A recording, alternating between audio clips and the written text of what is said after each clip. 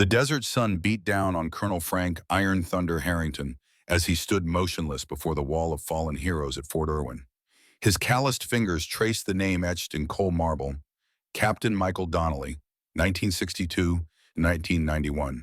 Frank's reflection stared back at him from the polished surface, the face of a man who had seen too much, survived too much. 58 years had carved deep lines around his eyes, like the dried creek beds of the very desert that had forged his legend. They called me Iron Thunder, Frank finally speaks, his voice a graveled whisper. Not because I was invincible. Men who believe they're invincible die quickly in war. They called me that because when everything went to hell, I remained steady, like the iron heart of an Abrams tank. The camera pulls back, revealing Frank in his dress uniform, metals catching the sunlight. His hair has turned silver, but his posture remains unbending, a soldier to the core. This was supposed to be my final week of active duty, he continues, 35 years serving this country. From the burning oil fields of Kuwait to the mountains of Afghanistan. I was ready to hand over the reins, maybe find some peace. Frank's eyes narrow as he looks beyond the camera. Then the call came, April 16th, 2023, 0430 hours, the kind of call that changes everything. The scene shifts to a darkened bedroom. Frank sleeps fitfully, a man accustomed to danger even in repose. The harsh ring of a secure phone cuts through the pre-dawn silence. Frank's eyes snap open instantly, a soldier's reflex. Colonel Harrington, he answers, voice clear despite the hour. Sierra Papa 7-9er, Authentication Golf Echo. The voice is crisp, professional. Frank reaches for a code book. Authentication confirmed. Go ahead. Colonel, this is General Hayes. We have a situation that requires your specific expertise. Highest priority. How soon can you be at command? Frank glances at the clock. 4:32 a.m. I'll be there in 20 minutes, sir. Good. And Frank, I'm sorry about your retirement plans. The line goes dead. Frank sits motionless for a moment, then moves with practiced efficiency. The camera lingers on a framed photograph as he passes. A younger Frank standing beside an M1 Abrams tank in desert camouflage, arms slung around another soldier with distinctive Slavic features. The scene transitions to a secure briefing room. Maps cover the walls, satellite imagery displayed on screens. General Hayes stands at the head of the table, concern evident in his eyes as Frank enters. Colonel Harrington, thank you for coming so quickly. Hayes slides a folder across the table. Classified, eyes only. Frank opens the folder. His expression remains controlled, but a muscle in his jaw tightens. The camera focuses on his eyes as they scan the documents, then zooms in on a photograph. The same Slavic-featured man from Frank's personal photo, but older, harder, with a fresh scar running down his right cheek. Viktor Kozlov, Frank says, his tone flat but carrying undercurrents of emotion. Yes, Hayes confirms, your former comrade from Desert Storm, the man who once saved your life. Frank closes the folder. He's not that man anymore, hasn't been for a long time. Hayes nods grimly. 2 days ago, Kozlov and his mercenary force attacked a remote research outpost. They captured critical data and took American personnel hostage. Frank's expression darkens. What kind of data? Project Chimera. The scene cuts back to the memorial wall, Frank speaking directly to the camera. In war, the hardest enemies to face are the ones you once called friend. His weathered hands clench. Victor and I had fought together, bled together. In '91, when my tank was disabled deep in Iraqi territory, he risked everything to pull me out. I owed him my life. Frank's gaze becomes distant. But the Viktor Kozlov who saved me died years ago. What remained was a ghost, twisted by loss and betrayal. The interviewer's voice comes from off-camera. What happened to change him? Frank hesitates, weighing decades of classified information against the truth. In 2007, during an operation in Afghanistan, there was a village called Khmer. Intel said it was harboring high-value targets. The strike was authorized at the highest levels. Frank pauses, the burden of memory evident. Victor's wife and daughters were visiting relatives there. They never made it out.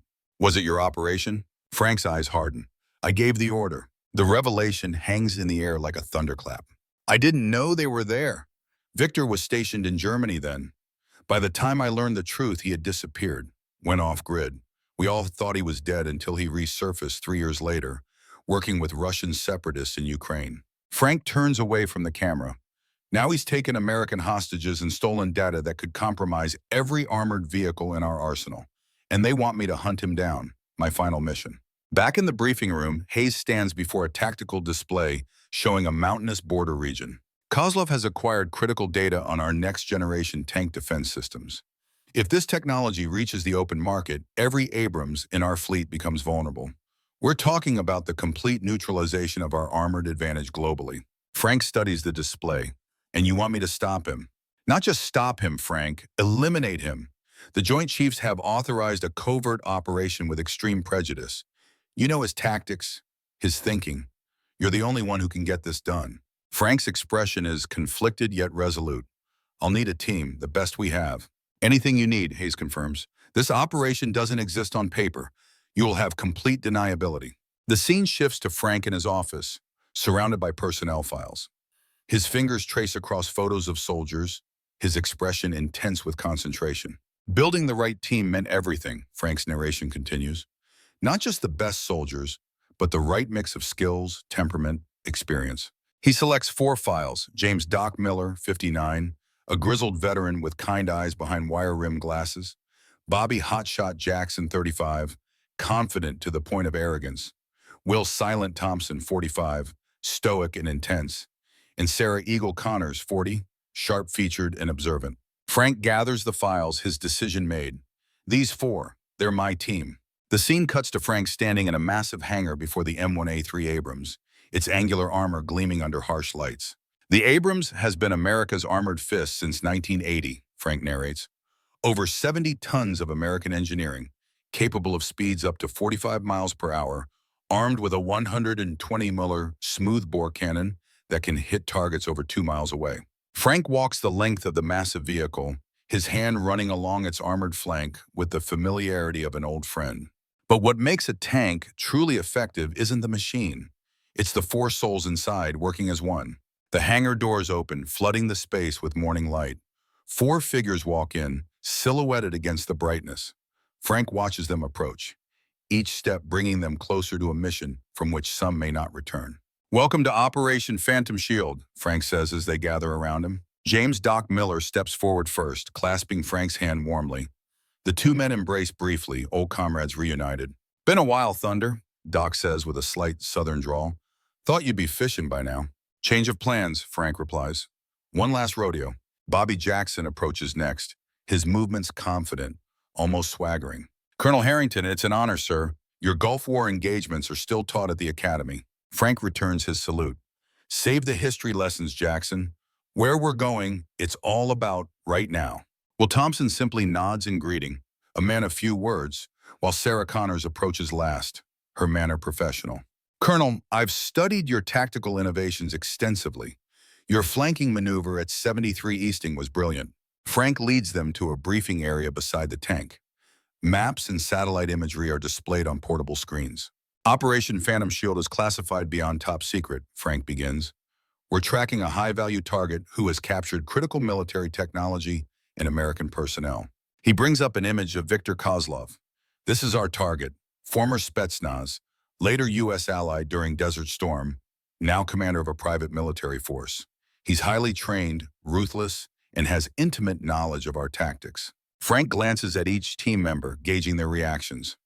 "Our mission has 2 objectives: rescue the captive Alpha Bravo unit and recover or destroy the stolen Chimera data.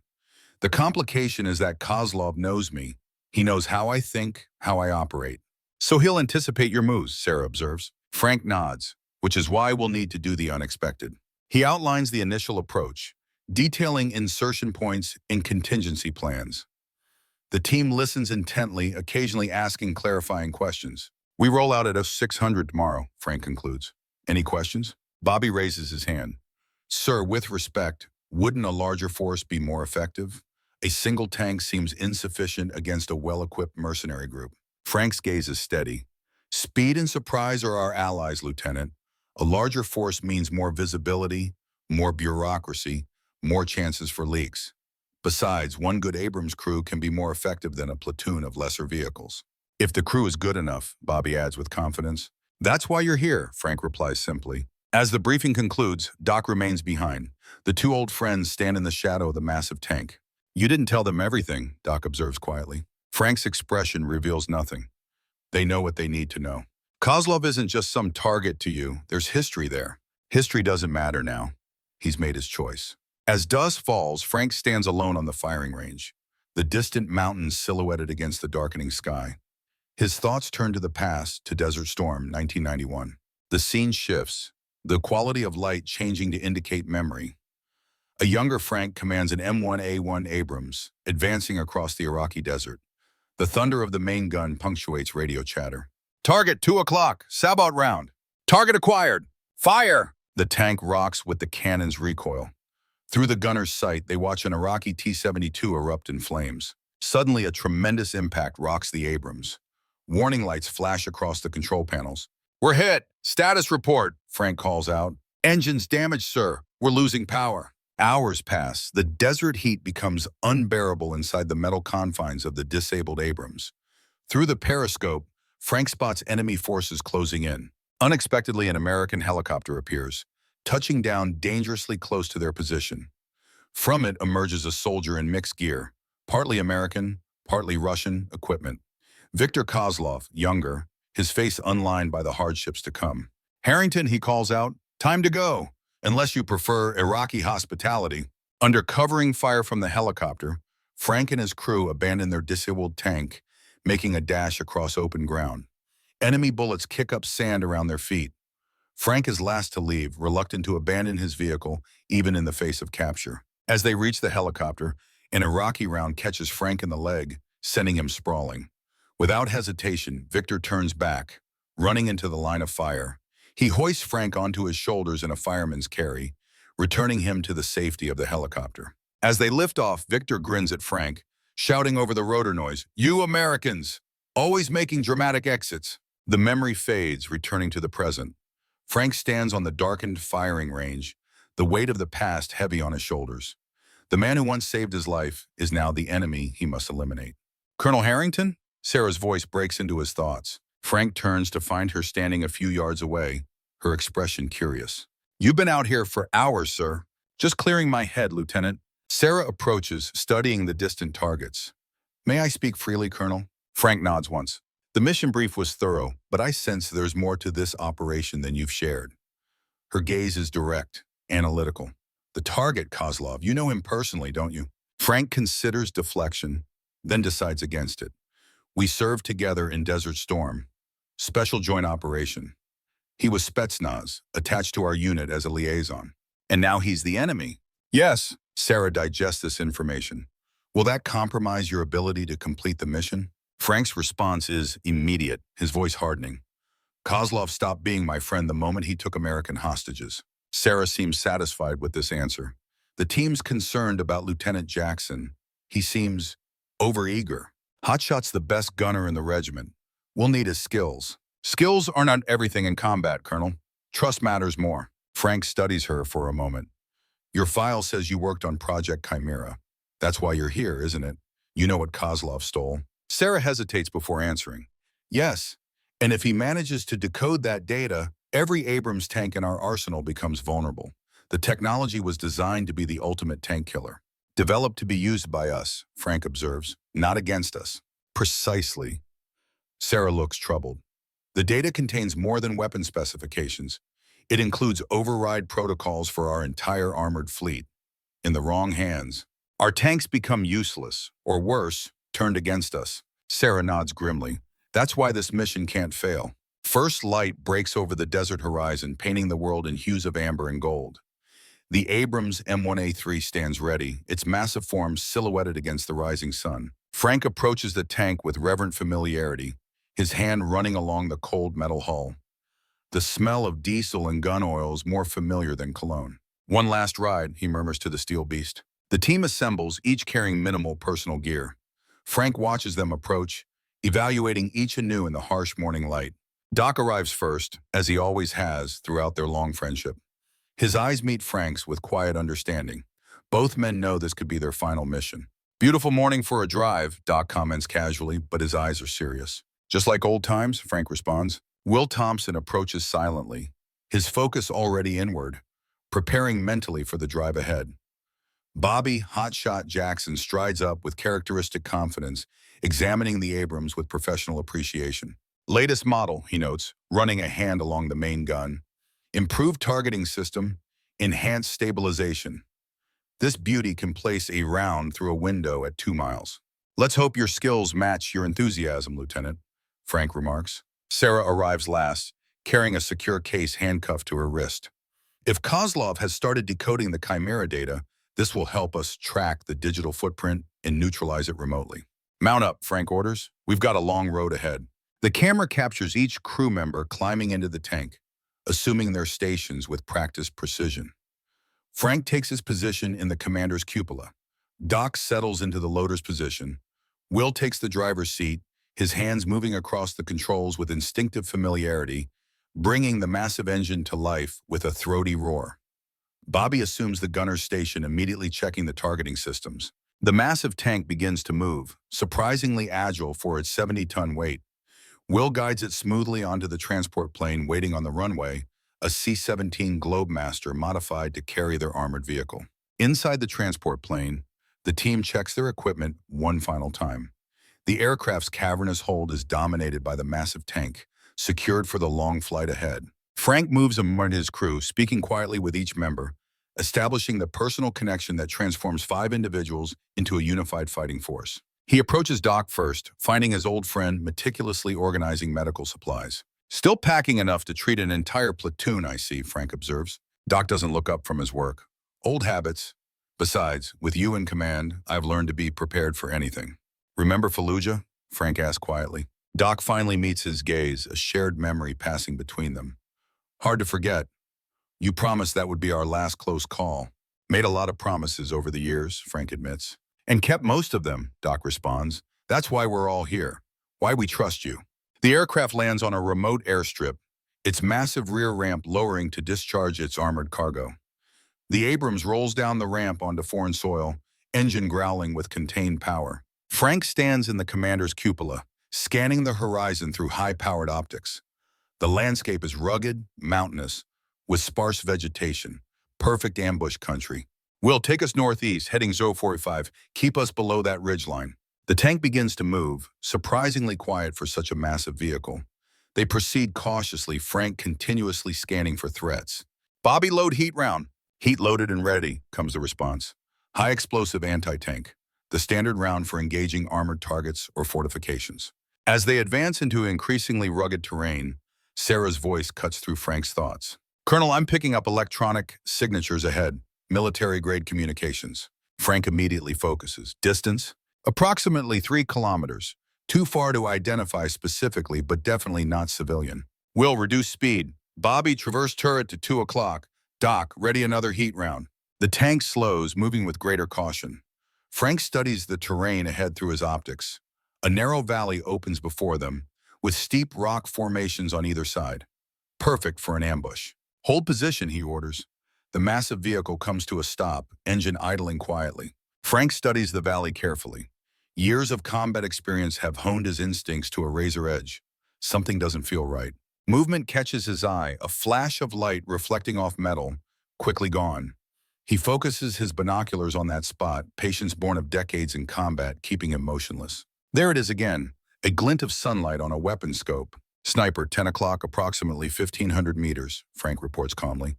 Bobby, do you have visual? Negative, sir. Thermals aren't picking up a heat signature. Remote position, then. Probably unmanned, triggered observation post. Sarah looks up from her equipment. Sir, the electronic signatures just changed pattern. I think we've been spotted. Confirmed, Frank says grimly. They know we're here. He makes a rapid decision. New plan. Will, full throttle through the valley. Bobby, be ready to engage any targets that present. Doc, load Sabot round. Switching to Sabot, Doc confirms, removing the heat round and replacing it with a kinetic energy penetrator, designed to punch through armor at extreme velocities. Rolling Thunder, execute. The Abrams surges forward, 70 tons of American armor charging directly into potential ambush. They're halfway through the valley when the attack comes, shoulder-launched missiles fired from the ridge above. Incoming, Frank shouts as the first missile streaks toward them. The Abrams active protection system activates automatically, detecting the incoming threat in launching countermeasures. The missile explodes harmlessly several meters from the tank. But more are coming. Multiple launch signatures flare on the ridgelines. Will, evasive maneuvers. Bobby, target those launch positions. The massive tank swerves, moving with surprising agility as Will demonstrates his exceptional skill. Bobby traverses the main gun, acquiring targets with lightning speed. Target acquired. Fire, Frank commands. The 120mm cannon roars, the entire tank rocking with the recoil. The sabot round streaks toward the ridgeline, impacting with devastating effect. The launcher and its crew disappear in an explosion of rock and dust. They're almost clear of the valley when a missile gets through the defensive systems, striking the tank's rear quadrant. The impact rocks the massive vehicle, warning lights flashing across control panels. Damage report, Frank calls out. Engine temperature rising, Will reports tensely. Cooling system damaged. We can keep moving, but not at full speed. The Abrams clears the valley, moving into more open terrain. Frank orders them to a defensive position behind a rocky outcropping. That was a probing attack, Frank observes, testing our capabilities, our responses. Kozlov, Doc asks. Frank nods slowly, his signature all over it. Multiple simultaneous launch points, staggered engagement. That's Spetsnaz doctrine, modified for the terrain. Sarah looks up from her equipment. Colonel, I managed to capture some of their transmission data during the engagement. It's definitely Russian encryption protocols, but with modifications. Can you track it back to source? Working on it, sir, but there's something else. She hesitates. Just before the attack, I detected a very brief Chimera protocol signature. The crew falls silent, understanding the implications. He started decoding the data, Frank concludes grimly. Yes, sir, and he may have been testing its capabilities against us just now. Frank absorbs this information, the stakes of their mission becoming even clearer. How long before he could have full operational capability? Sarah calculates quickly. Given the complexity of the encryption, 48 hours, possibly less if he has significant computing resources. Then we have less than 2 days to find him, rescue our people, and secure or destroy that data. Night falls over the mountain terrain, cloaking the massive tank in shadow. Frank has ordered them to a concealed position in a dry riverbed, partially covered by overhanging rock. The Abrams thermal signature is minimized, making detection from air or ground surveillance more difficult. Sarah approaches Frank, who stands a short distance from the tank, studying the starlit landscape through night vision equipment. Colonel, may I have a word? Frank lowers the optics. Go ahead, Lieutenant. I've been analyzing the data captured during the engagement. Her voice is professionally neutral, but Frank detects underlying tension. There's something you need to see. She hands him a tablet displaying signal analysis patterns. Frank studies it, his expertise in battle management systems allowing him to grasp the implications quickly. This is a targeting acquisition protocol, he says, but not one I recognize. That's because it's new, Sarah confirms. Part of the Chimera system. This signature suggests Kozlov has managed to decode at least the preliminary targeting modules. Frank looks up at the darkened mountains. Can you tell what he was targeting specifically? Our communication systems primarily. He was mapping our electronic footprint, identifying vulnerabilities. Preparing for a more serious engagement, Frank concludes. Sarah hesitates before continuing. Sir, there's more. Based on these patterns, I believe he's specifically targeting you. Frank's expression remains unchanged. Explain. The focus was on the commander systems first. Your communications, your visual interfaces. It's personal. Of course it's personal, Frank says quietly. He lost everything because of an order I gave. Now he wants to ensure I understand that loss. Minutes later, the crew assembles in the cramped interior of the Abrams. Maps are spread across available surfaces, illuminated by red light to preserve night vision. Kozlov expects us to follow standard operating procedure for hostage recovery, Frank begins without preamble. Establish a forward operating base, conduct reconnaissance, then move in with overwhelming force. He traces a path on the map. Instead, we're going to do this. Will, you'll take us through this northern pass. It's narrow, barely wide enough for an Abrams, which is precisely why Kozlov won't expect us to use it. Will studies the road. Tight squeeze, but doable. From there, we'll approach his suspected position from above, using the high ground advantage. Bobby leans forward. Sir, that approach leaves our rear armor exposed during the initial climb. Correct, Frank acknowledges, which is why timing is critical. We move through the most vulnerable sections during the pre-dawn hours when visibility is poorest. Doc points to a marker on the map. What about the hostages? Alpha Bravo unit? Intelligence places them here in this village, but Kozlov will have moved them by now. He'll keep them close, use them as shields. And the Chimera data? Sarah asks. That's his insurance policy. He'll keep it separately, likely in a hardened facility with significant protection. Frank indicates another location. Satellite imagery shows unusual activity here, consistent with a command center. 6 hours later, the Abrams begins its advance through darkness. Will guides the massive vehicle with extraordinary precision, navigating terrain that would challenge machines half its size. The mountain pass looms ahead, a narrow defile between towering rock faces. Coming up on the pass now, Will reports. It's going to be tight. Take it slow, Frank instructs. Precision over speed. The tank enters the pass, its massive bulk seemingly too large for the narrow space. On either side, sheer rock faces rise hundreds of feet. The passage is so tight that in places, the tank's treads are mere inches from the walls. Halfway point, Will announces, his concentration absolute, as he guides the behemoth through the passage. Frank scans the ridge lines above, alert for any sign of observation or threat. The pass represents their greatest vulnerability. If detected here, they would have no room to maneuver, nowhere to escape. Movement?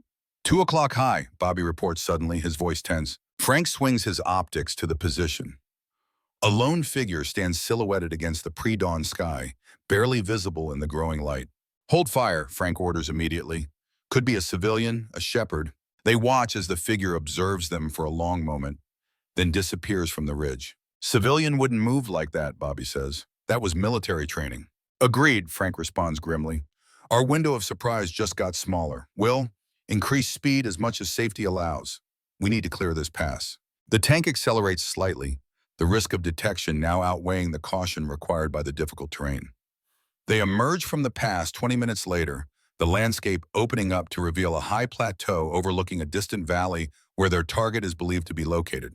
We have the high ground, Frank observes with satisfaction.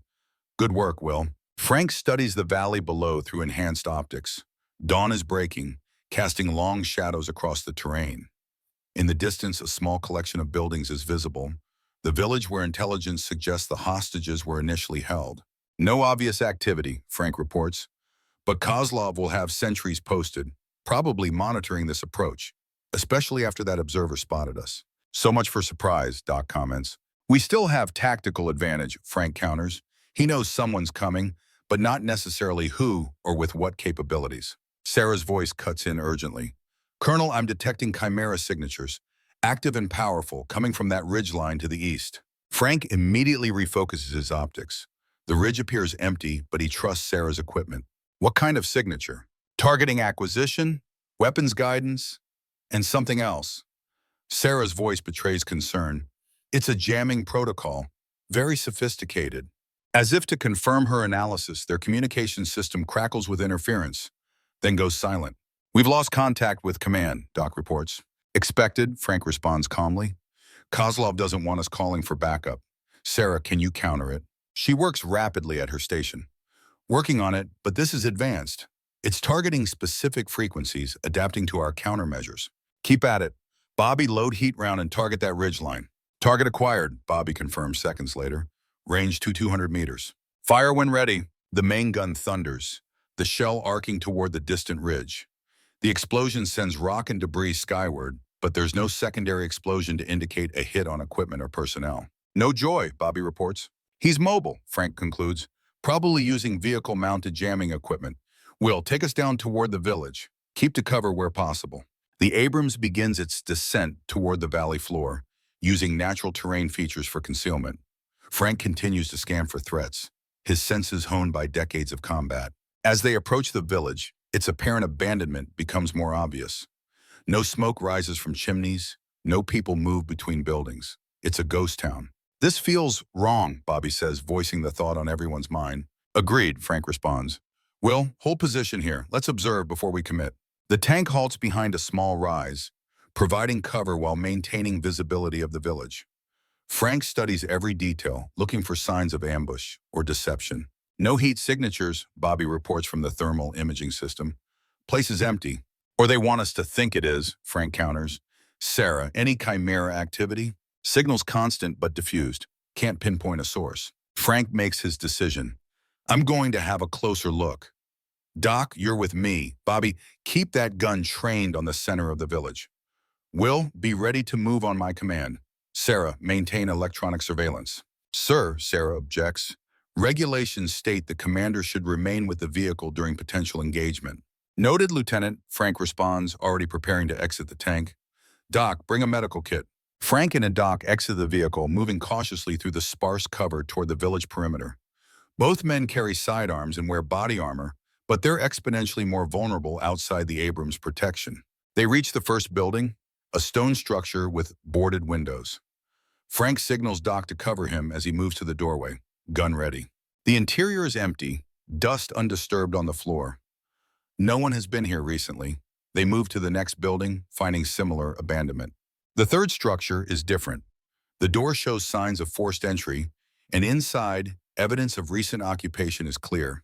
Food wrappers, cigarette butts, and something more telling, restraints attached to support pillars. They were here, Doc confirms quietly, examining the restraints. Multiple individuals, based on the configuration. Frank moves deeper into the building, finding a table covered with maps and documents. Most have been burned, leaving only charred fragments. But one map remains partially intact. It shows a location deeper in the mountains, marked with military grid coordinates. He left this intentionally talented, Frank realizes. He wants us to follow. Into another trap, Doc surmises. Almost certainly. So we don't follow? Frank carefully folds the map and tucks it into his pocket. We follow, but not in the way he expects. As they prepare to exit the building, Frank's instincts suddenly flare. He grabs Doc, pulling him down behind cover just as gunfire erupts, bullets splintering the door frame where they had stood moments before. Sniper, Frank shouts into his radio. Bobby, target bearing Yo 30, second ridge. Inside the Abrams, Bobby swivels the main gun, quickly acquiring the target. Target acquired. Fire! The tank's cannon thunders, sending a high explosive round toward the sniper position. The ridge erupts in a cloud of debris and smoke. Frank and Doc use the moment to dash from the building, sprinting back toward the waiting tank. More gunfire erupts, this time from multiple positions around the village.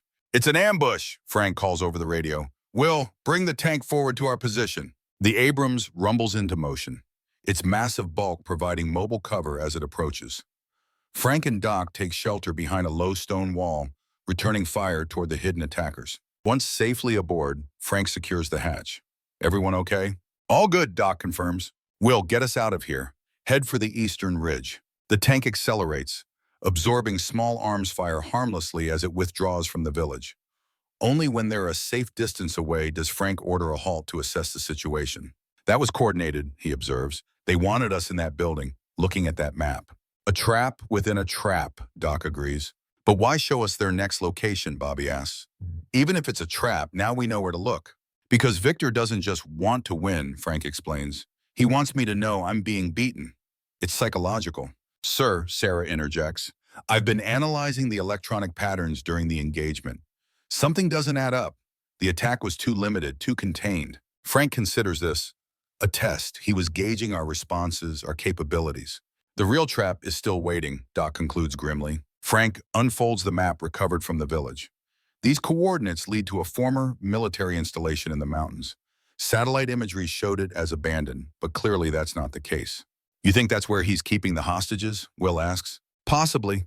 Or it could be where he's processing the Chimera data. Either way, it's our next objective. Straight into another ambush, Bobby notes. Not if we change the rules, Frank responds. Victor expects us to approach cautiously, following standard tactical doctrine. Instead, we're going to hit hard and fast from an unexpected direction. The documentary interviewer asked from off-camera, at this point, did you still believe you could outsmart Kozlov? Frank's weathered face shows the complexity of his thoughts. It wasn't about outsmarting him. Victor and I we were trained by the same mentors, fought on the same battlefields. It was about accepting that we both knew each other's playbooks and finding a third option neither of us had considered before. A dangerous gamble.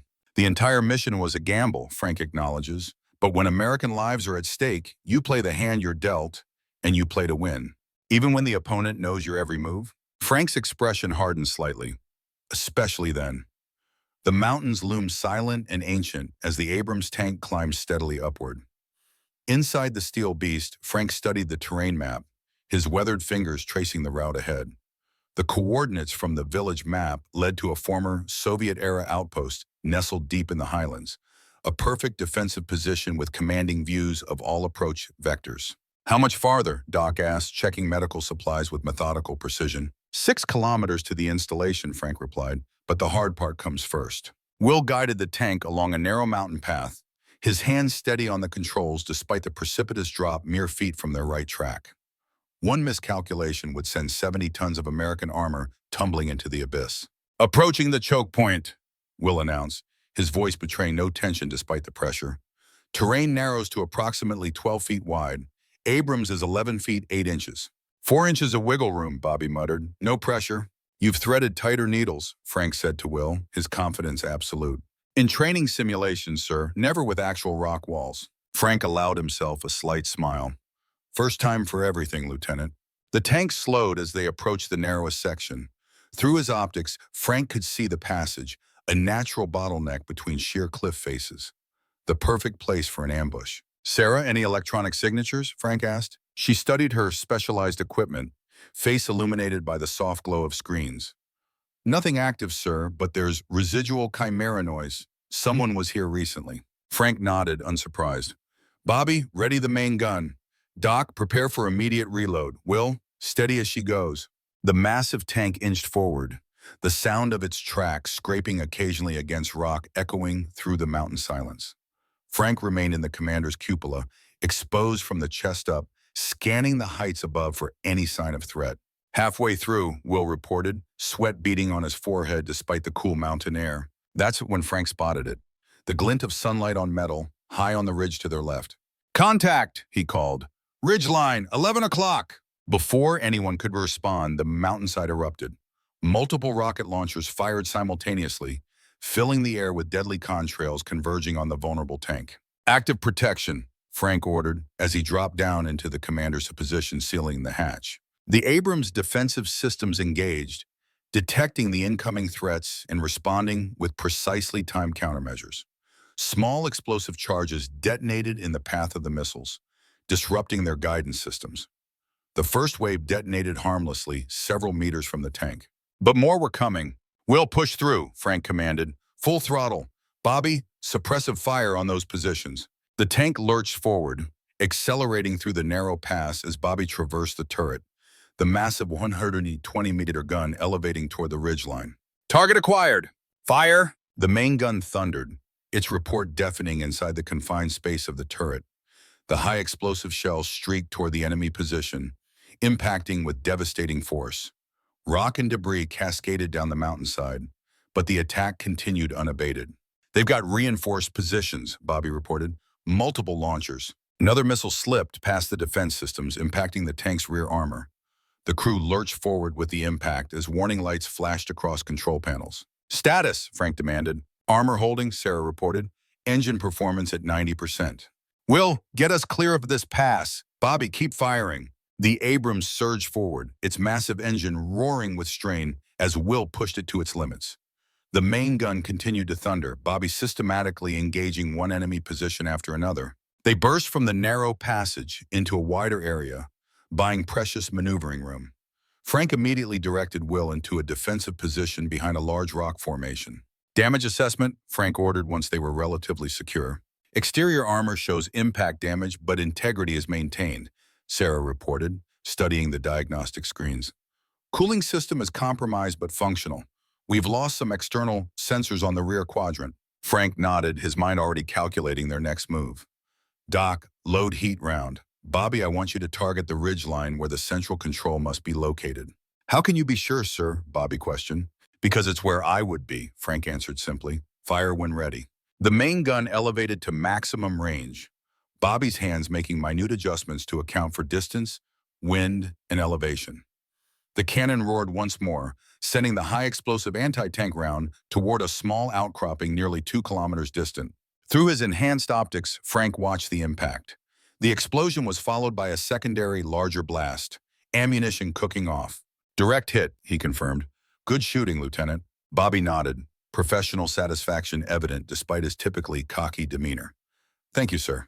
Sarah, what's our chimera status? Frank asked. Her expression was troubled as she studied her equipment. Colonel, I'm detecting a new signature pattern, different from before. Explain. It's adaptive, she said. The previous signals were probing, testing. This feels responsive, like it's learning from each engagement. Frank absorbed this information, its implications deeply concerning. Kozlov is using us to calibrate the system. Each time we engage, he gathers more data on our capabilities. Should we go silent? Doc suggested. Minimal electronic footprint? Frank considered this. Negative. We need our systems operational to counter whatever he throws at us next. He paused, studying the map again. We proceed as planned, but we accelerate the timeline. Will, take us toward these coordinates, but stay in defilade where possible. Roger that, Colonel. As the Abrams resumed its advance, now more cautious but still determined, Frank's mind returned to the man behind the attacks. Viktor Kozlov had always been meticulous, patient, calculating. Each engagement wasn't just about inflicting damage. It was about gathering intelligence, testing responses, identifying weaknesses. In the commander's sedation, Frank closed his eyes briefly, recalling another mission, another time. Afghanistan, 2005. He and Victor planning a joint operation against a Taliban stronghold. Victor's methodical approach, testing the enemy's perimeter defenses for days before the actual assault, learning patterns, identifying key positions. You're using the same playbook, old friend, Frank murmured to himself. But so am I. The documentary interviewer's voice breaks in. You knew his tactics, but he knew yours as well. Was there ever a moment when you doubted your ability to complete the mission? The scene shifts back to the present-day interview. Frank's weathered face shows the weight of memory, but his eyes remain clear, determined. Doubt is a luxury commanders can't afford, he answers, especially when American lives are at stake. But yes, I knew we were facing someone who could anticipate our every move. Victor and I had fought together for years. He knew how I thought, how I operated. So how do you counter an enemy who knows your playbook? A ghost of a smile touches Frank's lips. You write a new one. The scene returns to the mountain battlefield. The Abrams proceeds cautiously through the rugged terrain, each member of the crew hyper-vigilant after the ambush. The sun climbs higher in the sky, burning away the morning mist, exposing them further with each passing minute. 2 kilometers to the installation, Sarah reports. Hold position, Frank orders, as they reach the shelter of a rocky overhang. Let's get a look at what we're facing. Through enhanced optics, Frank studies the Soviet-era outpost. The main structure is concrete, bunker-like, with smaller buildings surrounding it. A perimeter fence shows signs of recent repair. Guard positions are visible at regular intervals, and vehicle tracks indicate heavy traffic in and out. Definitely occupied, Frank observes. Multiple defensive positions, probably manned around the clock. Any sign of the hostages, Doc asks. Negative. They'd be kept inside, away from potential rescue. Frank continues his methodical scan. There's something else. Vehicle bay on the east side, large enough for armor. The Black Beast, Bobby suggests. Frank nods slowly. Likely. Sarah, any chimera signatures? She studies her equipment. Yes, sir, strong signals emanating from the central structure. I'm also detecting scattered signals throughout the compound. Remote sensors, Frank concludes.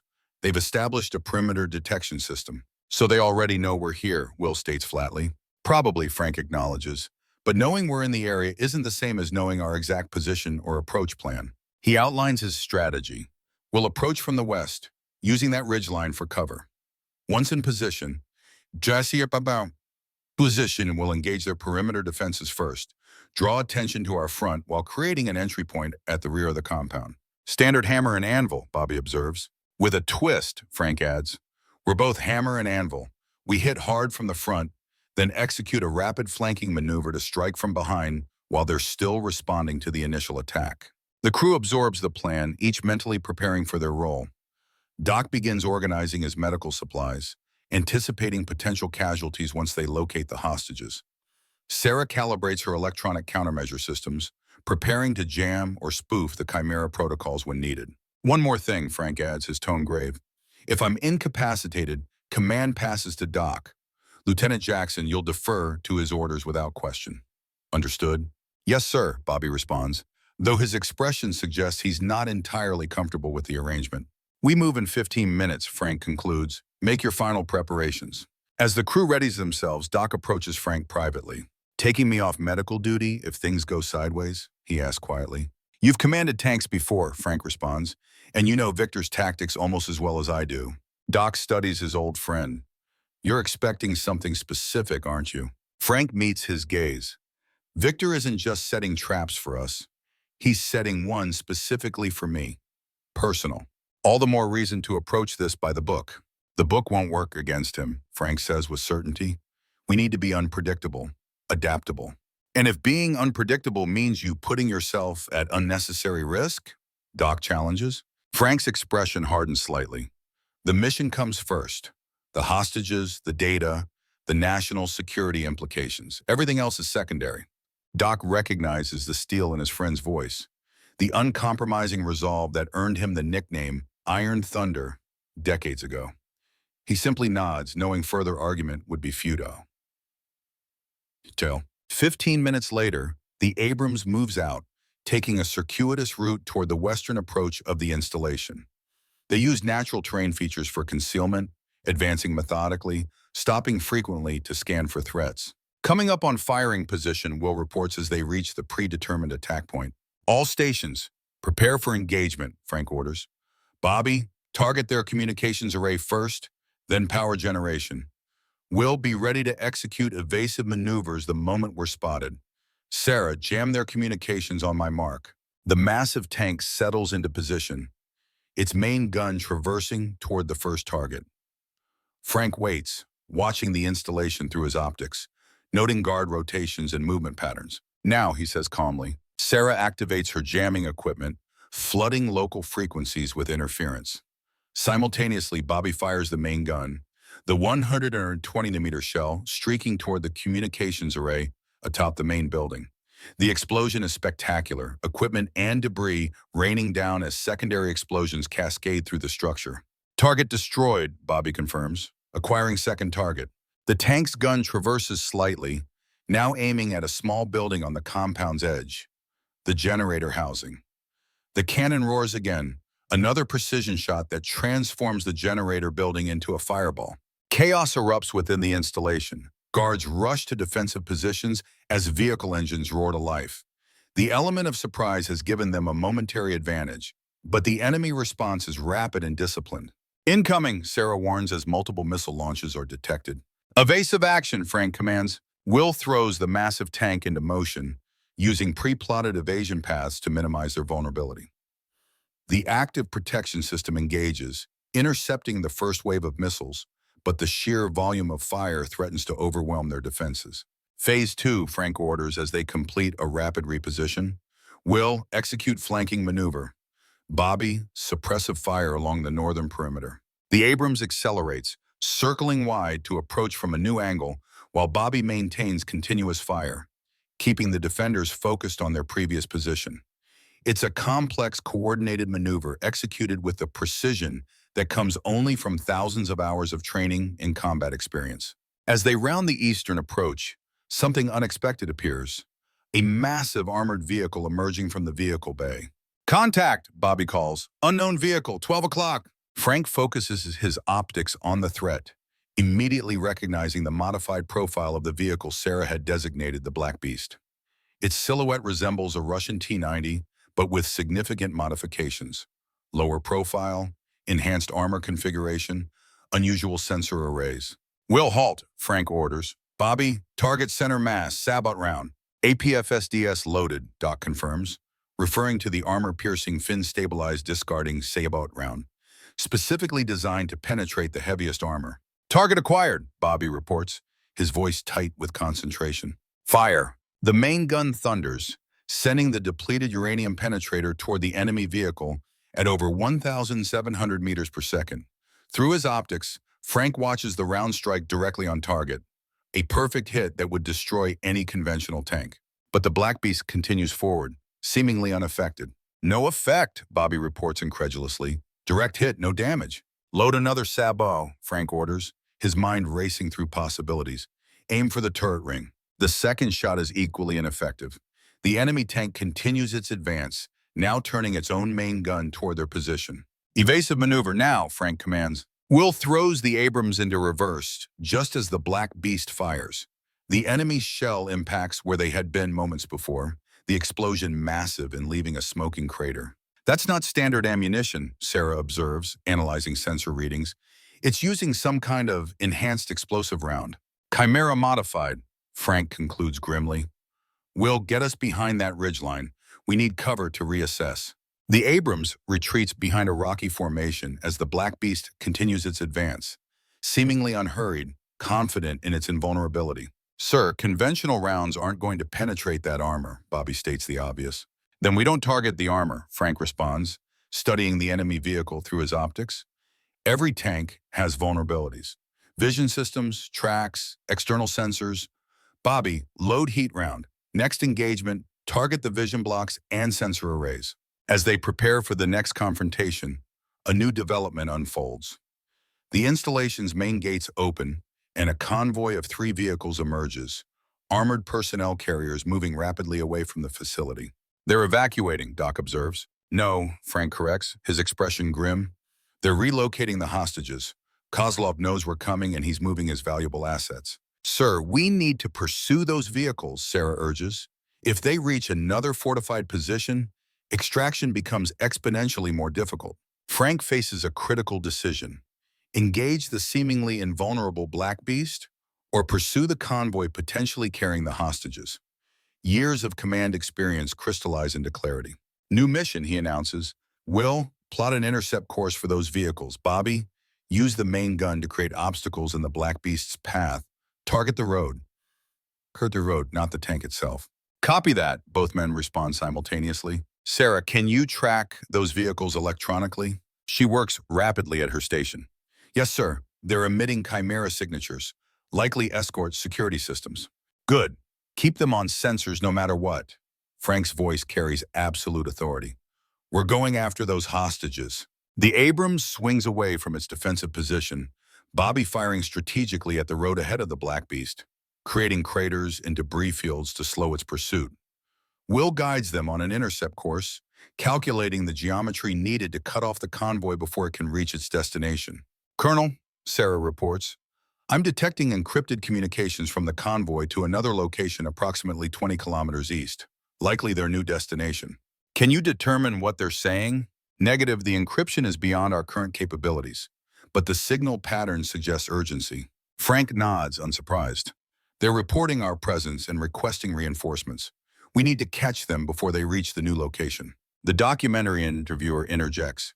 Was this the moment the mission parameters fundamentally changed? Frank's expression in the present-day interview is contemplative. Military operations rarely proceed according to plan. The art of command isn't about perfect execution of the original strategy. It's about adaptation. Reading the battlefield, recognizing key moments, and making decisive adjustments. Even when those adjustments meant dividing your attention between multiple threats? Especially then, Frank affirms. Victor was counting on me to focus on the Black Beast, to engage in a direct confrontation of armor versus armor. By choosing to pursue the hostages instead, we disrupted his expectation, created uncertainty, a calculated risk. Frank's weathered face reveals the ghost of a smile. Every decision in combat is a calculated risk. The difference between victory and defeat often comes down to which risks you choose to take and which you choose to avoid. The scene returns to the mountain battlefield. The Abrams races across rugged terrain, taking a parallel course to intercept the convoy. The tank's speed is remarkable given its massive weight, a testament to American engineering and Will's exceptional driving skill. Visual on convoy 2 kilometers ahead, Bobby reports from his station. Frank studies the vehicles through enhanced optics. 3 BTR-type armored personnel carriers, moving in tight formation along a valley road. Will, position us at the choke point ahead. Bobby, disable the lead and trail vehicles, but do not destroy them. The hostages could be in any or all 3. Understood, sir. The Abrams accelerates, taking a shortcut across rough terrain to reach the ambush position before the convoy arrives. They settle into place at a bend in the road, partially concealed by natural rock formations. Hold fire until my command, Frank instructs. Let them enter the kill zone. Minutes pass, tension building as the convoy approaches. Frank watches through his optics, calculating exact distances and firing solutions. Timing is critical. They need to disable the vehicles without causing casualties among the hostages. Ready? Ready! Frank counts down as the lead vehicle rounds the bend.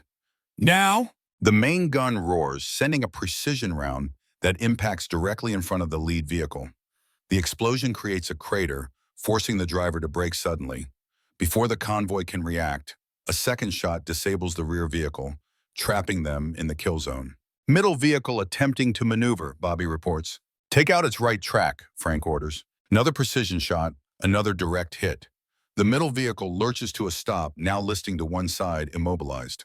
All vehicles disabled, Bobby confirms. Will, bring us within 50 meters, then hold position. Doc, prepare to evacuate.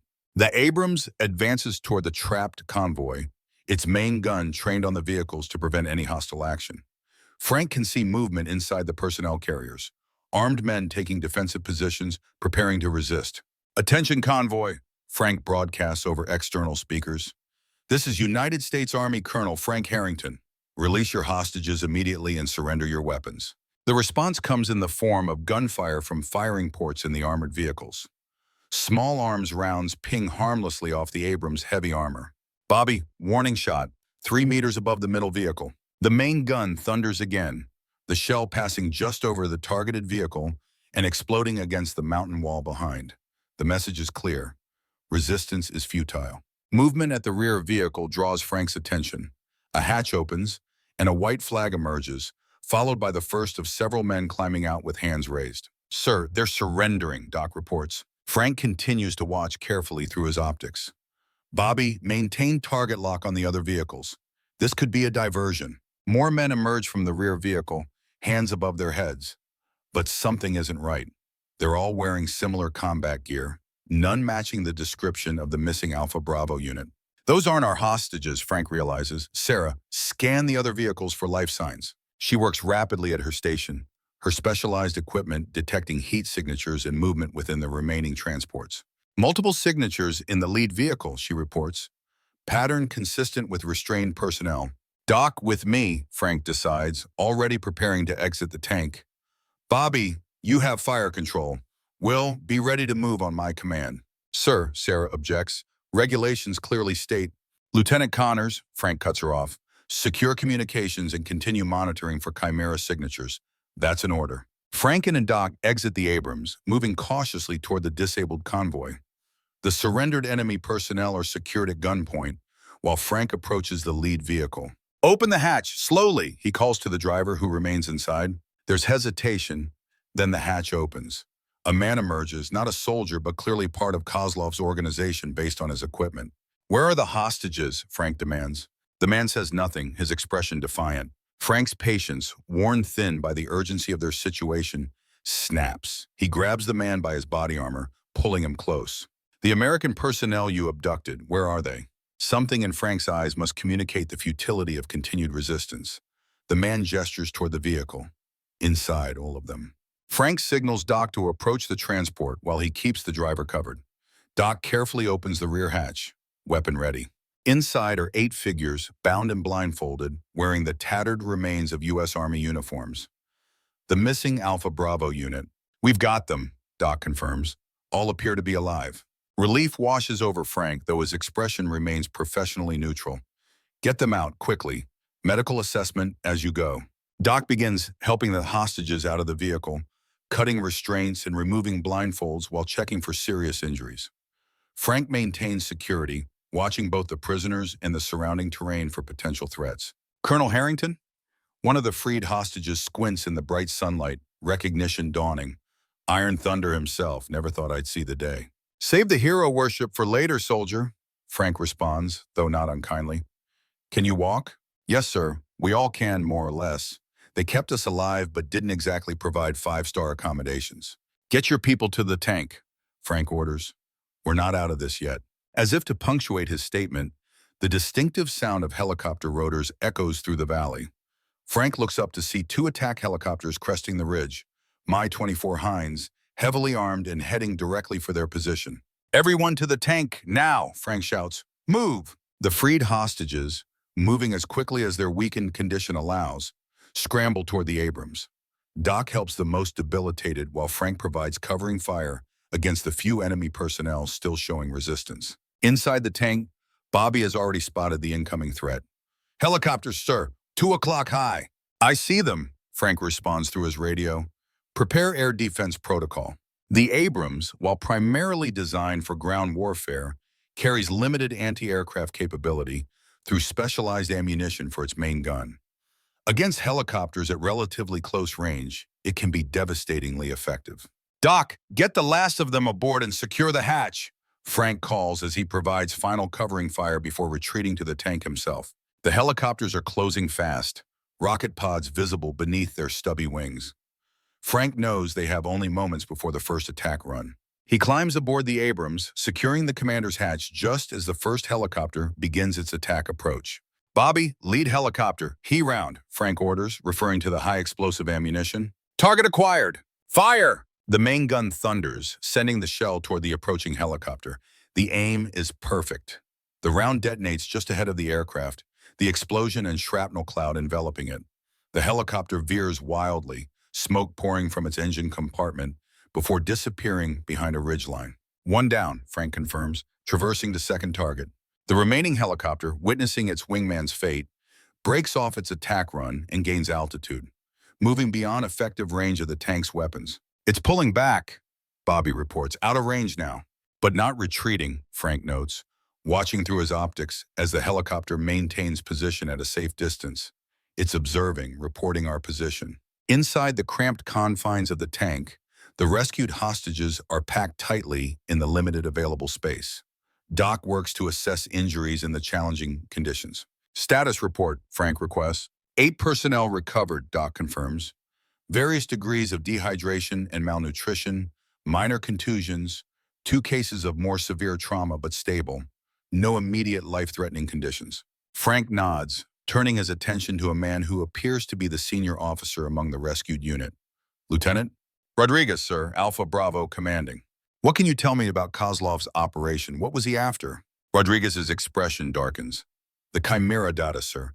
He interrogated us extensively about encryption protocols, access points, system architecture." "What did you tell him?" "Nothing he could use, Colonel.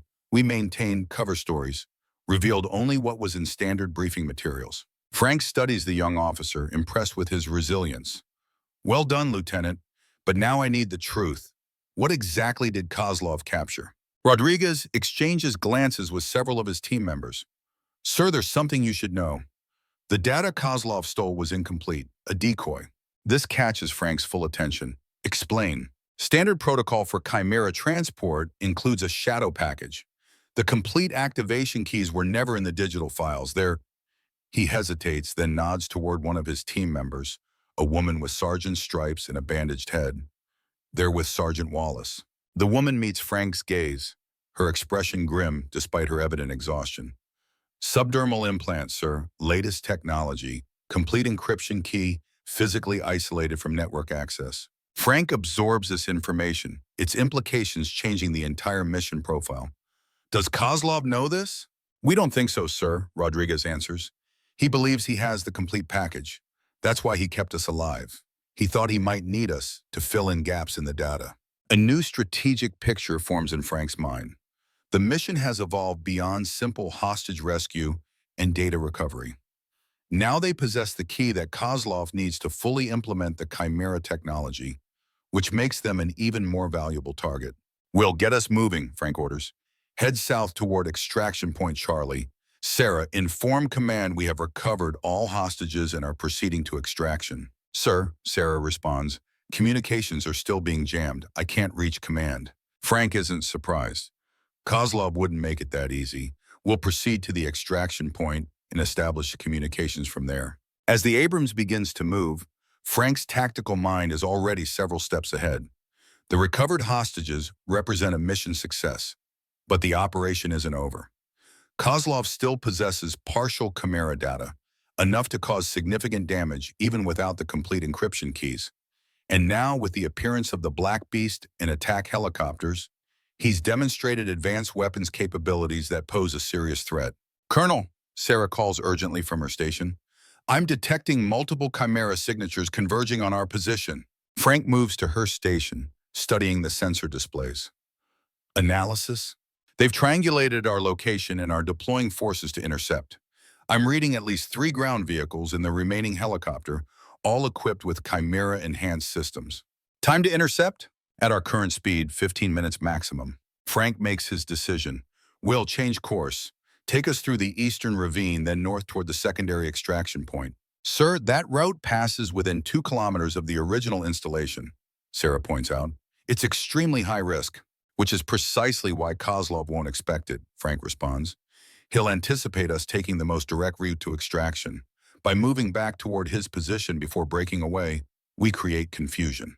The Abrams changes course, now heading on a vector that will eventually bring them dangerously close to the enemy's main base of operations.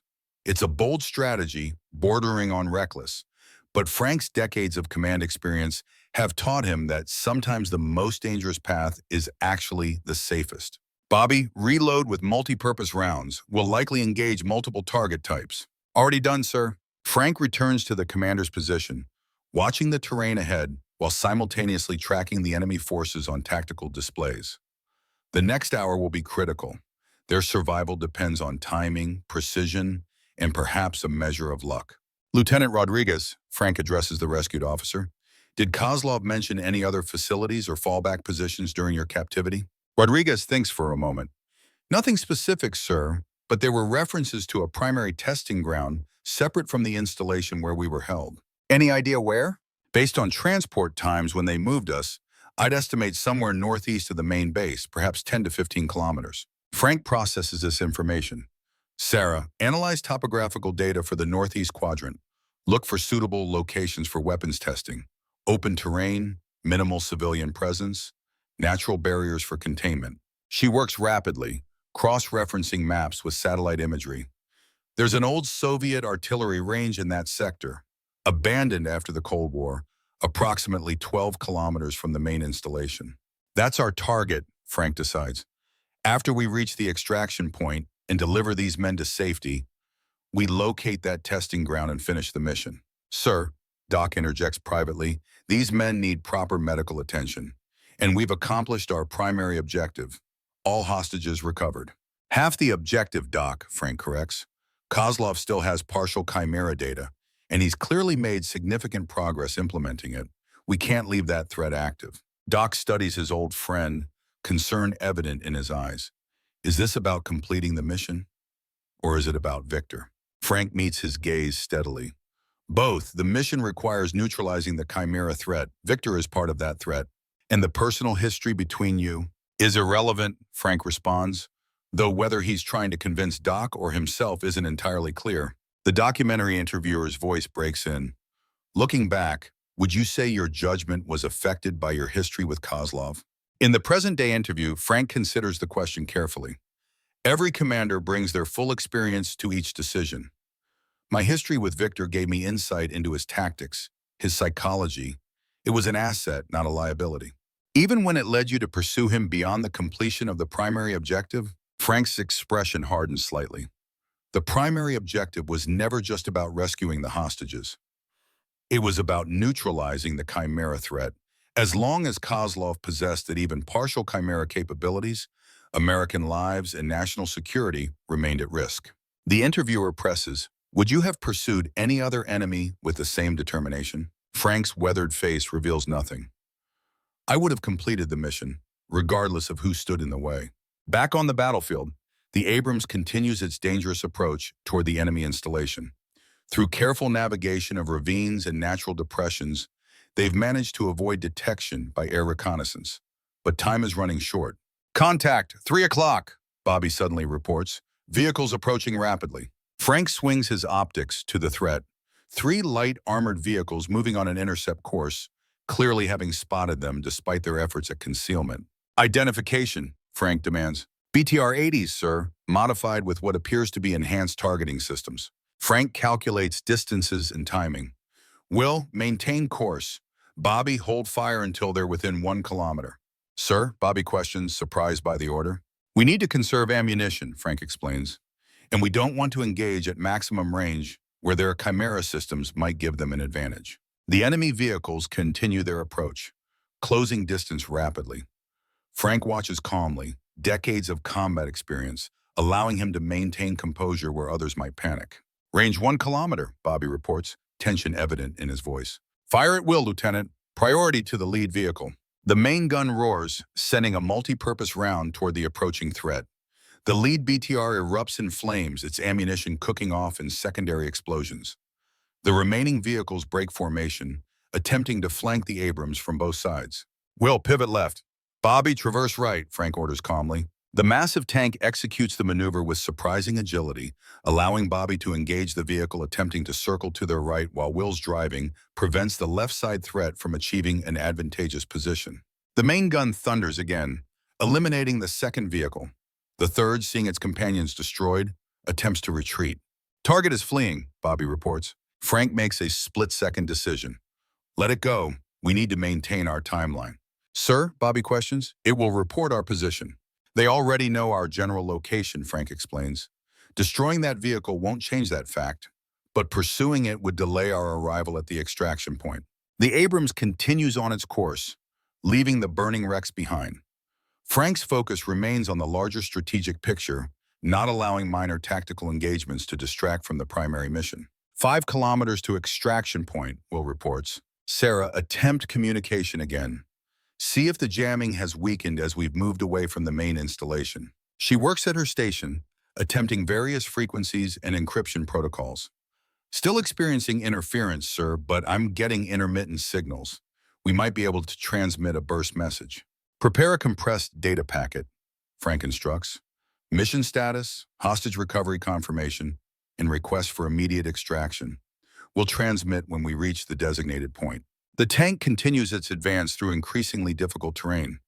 The extraction point, a small plateau suitable for helicopter landing, lies just ahead. As they approach, Frank scans the surrounding area for potential threats, never taking safety for granted despite their proximity to mission completion.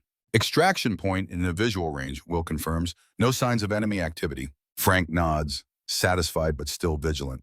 Take us up. Sarah, prepare to transmit as soon as we reach the plateau. The Abrams climbs the final approach to the extraction point, its powerful engine easily handling the steep grade. As they crest the rise, the plateau stretches before them, empty and secure. Perimeter scan, Frank orders. Bobby, full 360. Bobby traverses the turret in a complete circle, checking for any hidden threats. All clear, sir. Sarah, transmit now. She activates the compressed transmission, sending their status and request for extraction in a brief, encrypted burst that will be difficult for enemy forces to intercept or jam. Transmission complete, she confirms. No acknowledgement yet. Keep the channel open, Frank instructs. Doc, prepare the wounded for evacuation. Lieutenant Rodriguez, assemble your team. Once extraction arrives, you'll need to move quickly. As the rescued personnel prepare for evacuation, Frank continues to monitor the surrounding area, his instincts honed by decades of combat warning him that the mission has proceeded too smoothly. Kozlov would not give up his valuable hostages without a more determined pursuit. Sarah, maintain electronic surveillance. Any sign of Chimera signatures in the vicinity? She checks her equipment. Nothing active, sir, but there's residual noise, similar to what we detected earlier. It's possible they've been here recently. Frank's suspicion deepens, or they're using passive systems to avoid detection. He makes a rapid decision. Bobby, fire illumination round, maximum dispersion. Sir? Bobby questions, confused by the order in broad daylight. Do it! The main gun fires, sending an illumination shell high above the plateau. Instead of providing light, it releases a cloud of metallic chaff, tiny reflective particles that will reveal any active targeting lasers or radar emissions in the area. Through his optics, Frank watches the chaff disperse. For a moment, nothing happens. Then, as the particles drift through a particular sector, faint red lines become visible, targeting lasers, previously undetectable. Ambush, Frank shouts. Will, evasive maneuvers. Bobby, target bearing 270 ridgeline. The Abrams lurches into motion just as the hillside erupts with missile fire. The active protection system engages automatically, intercepting the first volley, but the sheer number of incoming threats threatens to overwhelm their defenses. Doc, get everyone down, Frank orders as the tank rocks with near misses and glancing impacts. Bobby returns fire, the main gun targeting the revealed enemy positions with devastating accuracy. But for every position he neutralizes, two more seem to open fire. It's a prepared kill zone, Frank realizes grimly. They've been waiting for us. The radio suddenly crackles to life, a familiar voice breaking through the jamming. Colonel Harrington, you've led your team into a trap, just as I knew you would. Victor Kozlov, his Russian accent thicker than Frank remembers. Your hostages are free, Victor, Frank responds, maintaining calm despite the desperate situation. Whatever you hope to gain from them is lost. Free? Victor's laugh is cold. They're surrounded, as are you, and I never needed information from them, Frank. I needed them to draw you here. The implication hits Frank with the force of revelation. The entire operation, it was all to bring me to this point. Of course, old friend. You think I didn't know about the implanted encryption key? Why do you think I allowed you to rescue them so easily? Frank's mind races, reassessing everything that's happened. The ambushes, the convoy, the seemingly easy recovery of the hostages, all part of an elaborate trap designed to bring him and the encryption key to this specific location. What do you want, Victor? Justice, comes the cold reply. For Khmer, for my family, for all the others who died because of men like you, following orders without question. The firing from the hillsides intensifies, shells and missiles raining down on the plateau. The Abrams continues evasive maneuvers, but their options are limited in the confined space. Sarah, status on extraction, Frank demands. Signal received, Colonel, she reports. Estimated arrival time 20 minutes.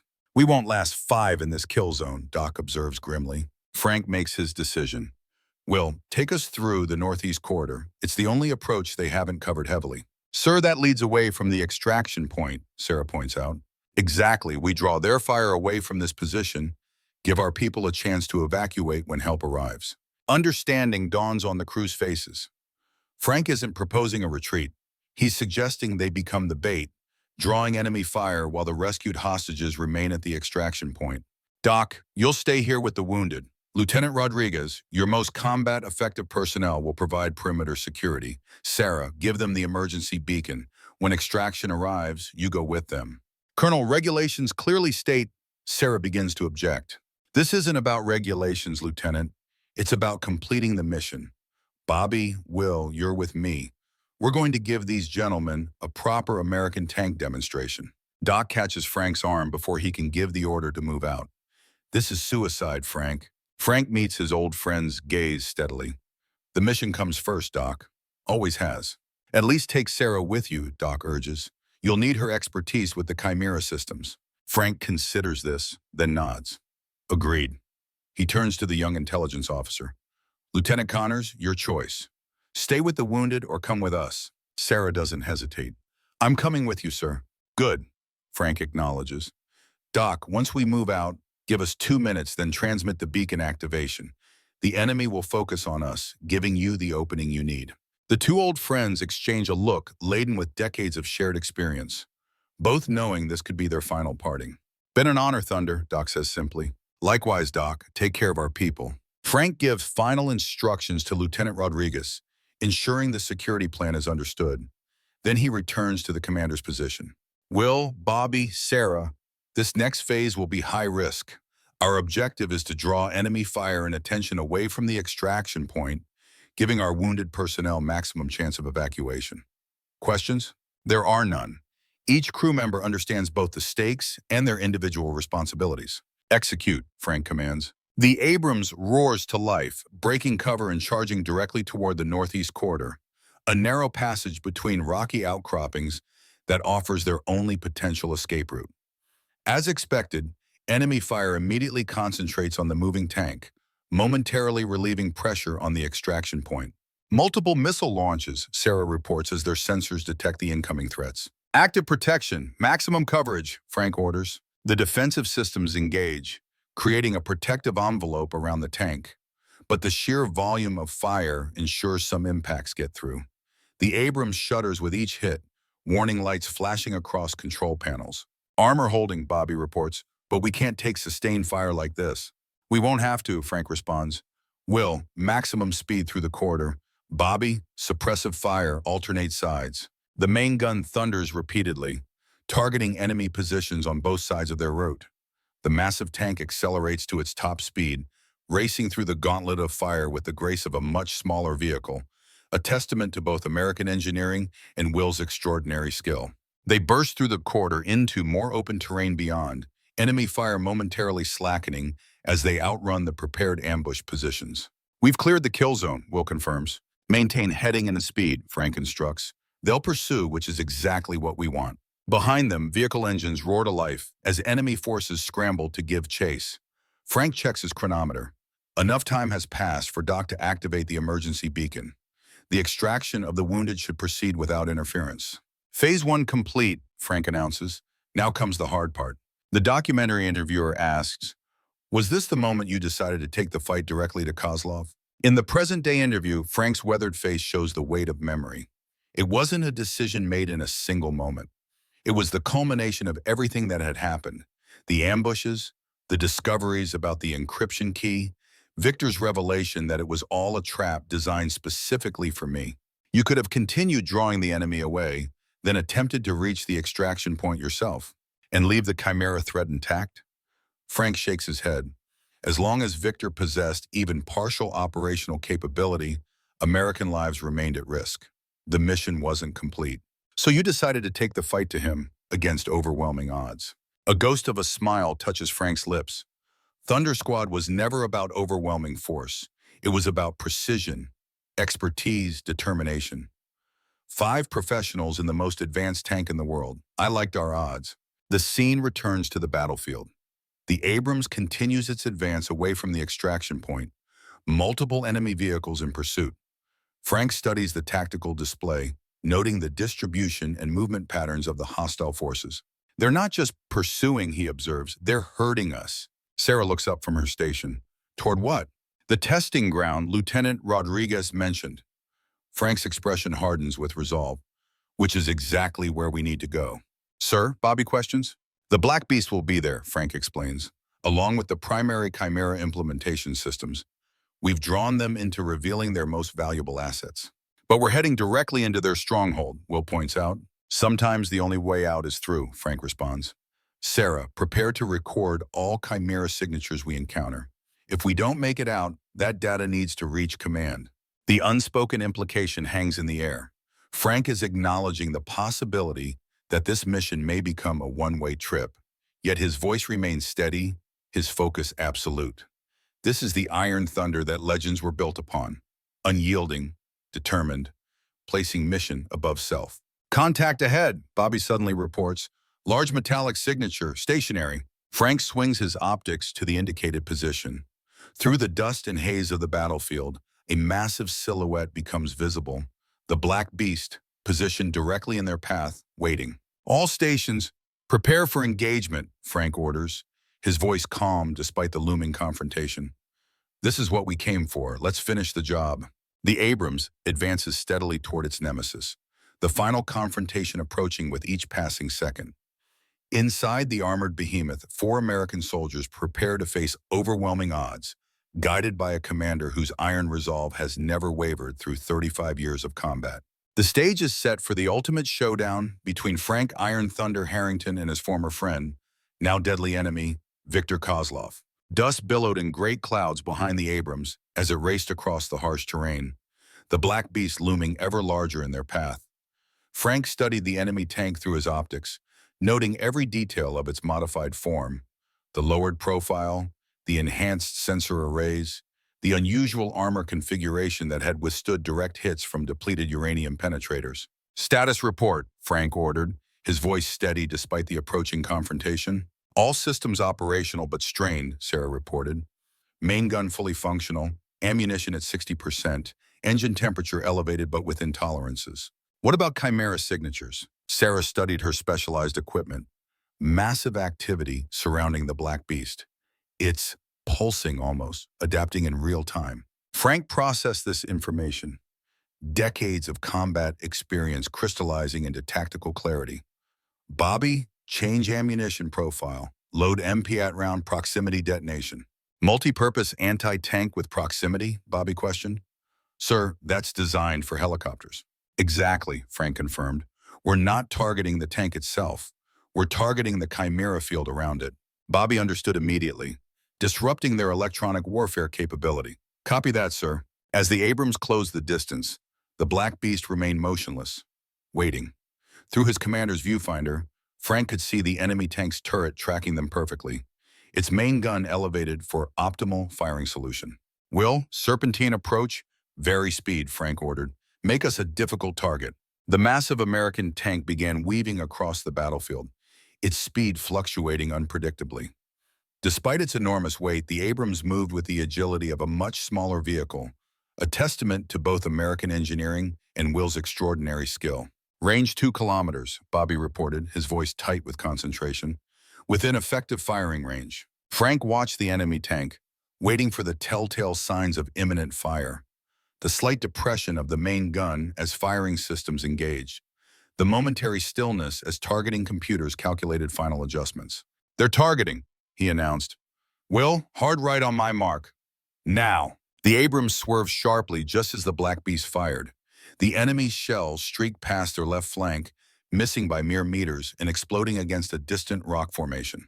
Bobby returned fire. MP at proximity setting, 5 meters above target. Target acquired.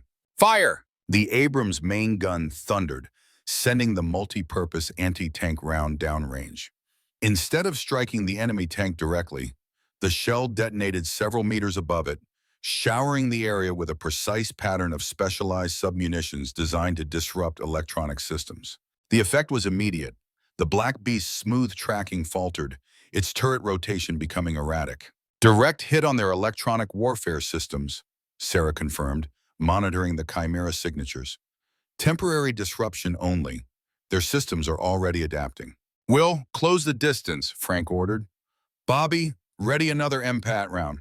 The Abrams accelerated toward its adversary, closing the gap to less than 1 kilometer. The Black Beast, recovering from the electronic disruption, fired again. This time the shell struck glancingly across the Abrams' frontal armor, the impact rocking the American tank but failing to penetrate. Armor holding, Bobby reported. No critical damage. Return fire! Another MPAT round, another precisely calculated airburst. The Black Beast's electronic systems faltered again, more severely this time. They're backing up, Will observed as the enemy tank began to retreat. Stay with them, Frank instructed. Don't let them establish distance. The two armored titans engaged in a deadly dance across the battlefield, exchanging fire at increasingly close range. Though the Black Beast's armor remained impervious to direct hits, Frank's strategy of targeting its electronic systems was gradually degrading its effectiveness. Sir, we have incoming, Sarah suddenly reported, multiple vehicle signatures approaching from the north. Frank checked his tactical display. At least 5 enemy vehicles were racing to reinforce the Black Beast. Time to contact? Approximately 3 minutes. Frank made a rapid tactical assessment. We need to neutralize the Black Beast before reinforcements arrive. Will, execute maneuver Delta. Copy that, sir. The Abrams abruptly changed course, circling wide to approach the Black Beast from its left flank, a standard tank tactic to target the traditionally less armored side profile. But as they executed the maneuver, something unexpected happened. The Black Beast matched their movement perfectly, constantly keeping its frontal armor facing them. It's anticipating our moves, Bobby observed with frustration, like it knows our playbook. It does, Frank confirmed grimly. Kozlov trained with me. He knows standard NATO tank tactics. Then we need something non-standard, Sarah suggested. A plan formed in Frank's mind, drawing on decades of combat experience and the unique capabilities of his crew. Will, prepare for maximum acceleration on my mark. Bobby, load standard sabot round. Sarah, ready electronic countermeasures, full spectrum. What's the plan, sir? Bobby asked. Something Victor won't expect. Frank's voice carried the calm certainty of absolute command. Execute on my mark. 3, 2, 1, now. The Abrams surged forward, accelerating directly toward the Black Beast at maximum speed, a frontal charge that violated every principle of modern tank warfare.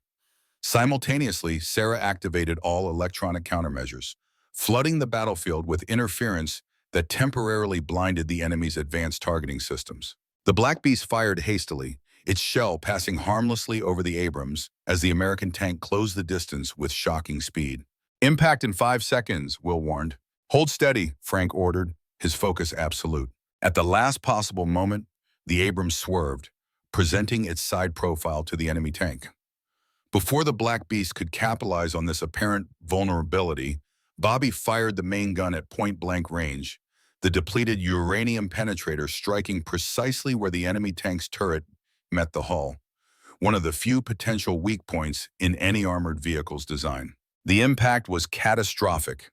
Though the round didn't fully penetrate the Black Beast's extraordinary armor, it damaged the turret ring, jamming the enemy's main gun in a fixed position. "Direct hit," Bobby confirmed. "Their turret's disabled." Frank didn't waste the advantage. "Circle behind them. Target engine compartment." The Abrams executed a tight turn, positioning itself behind the crippled Black Beast.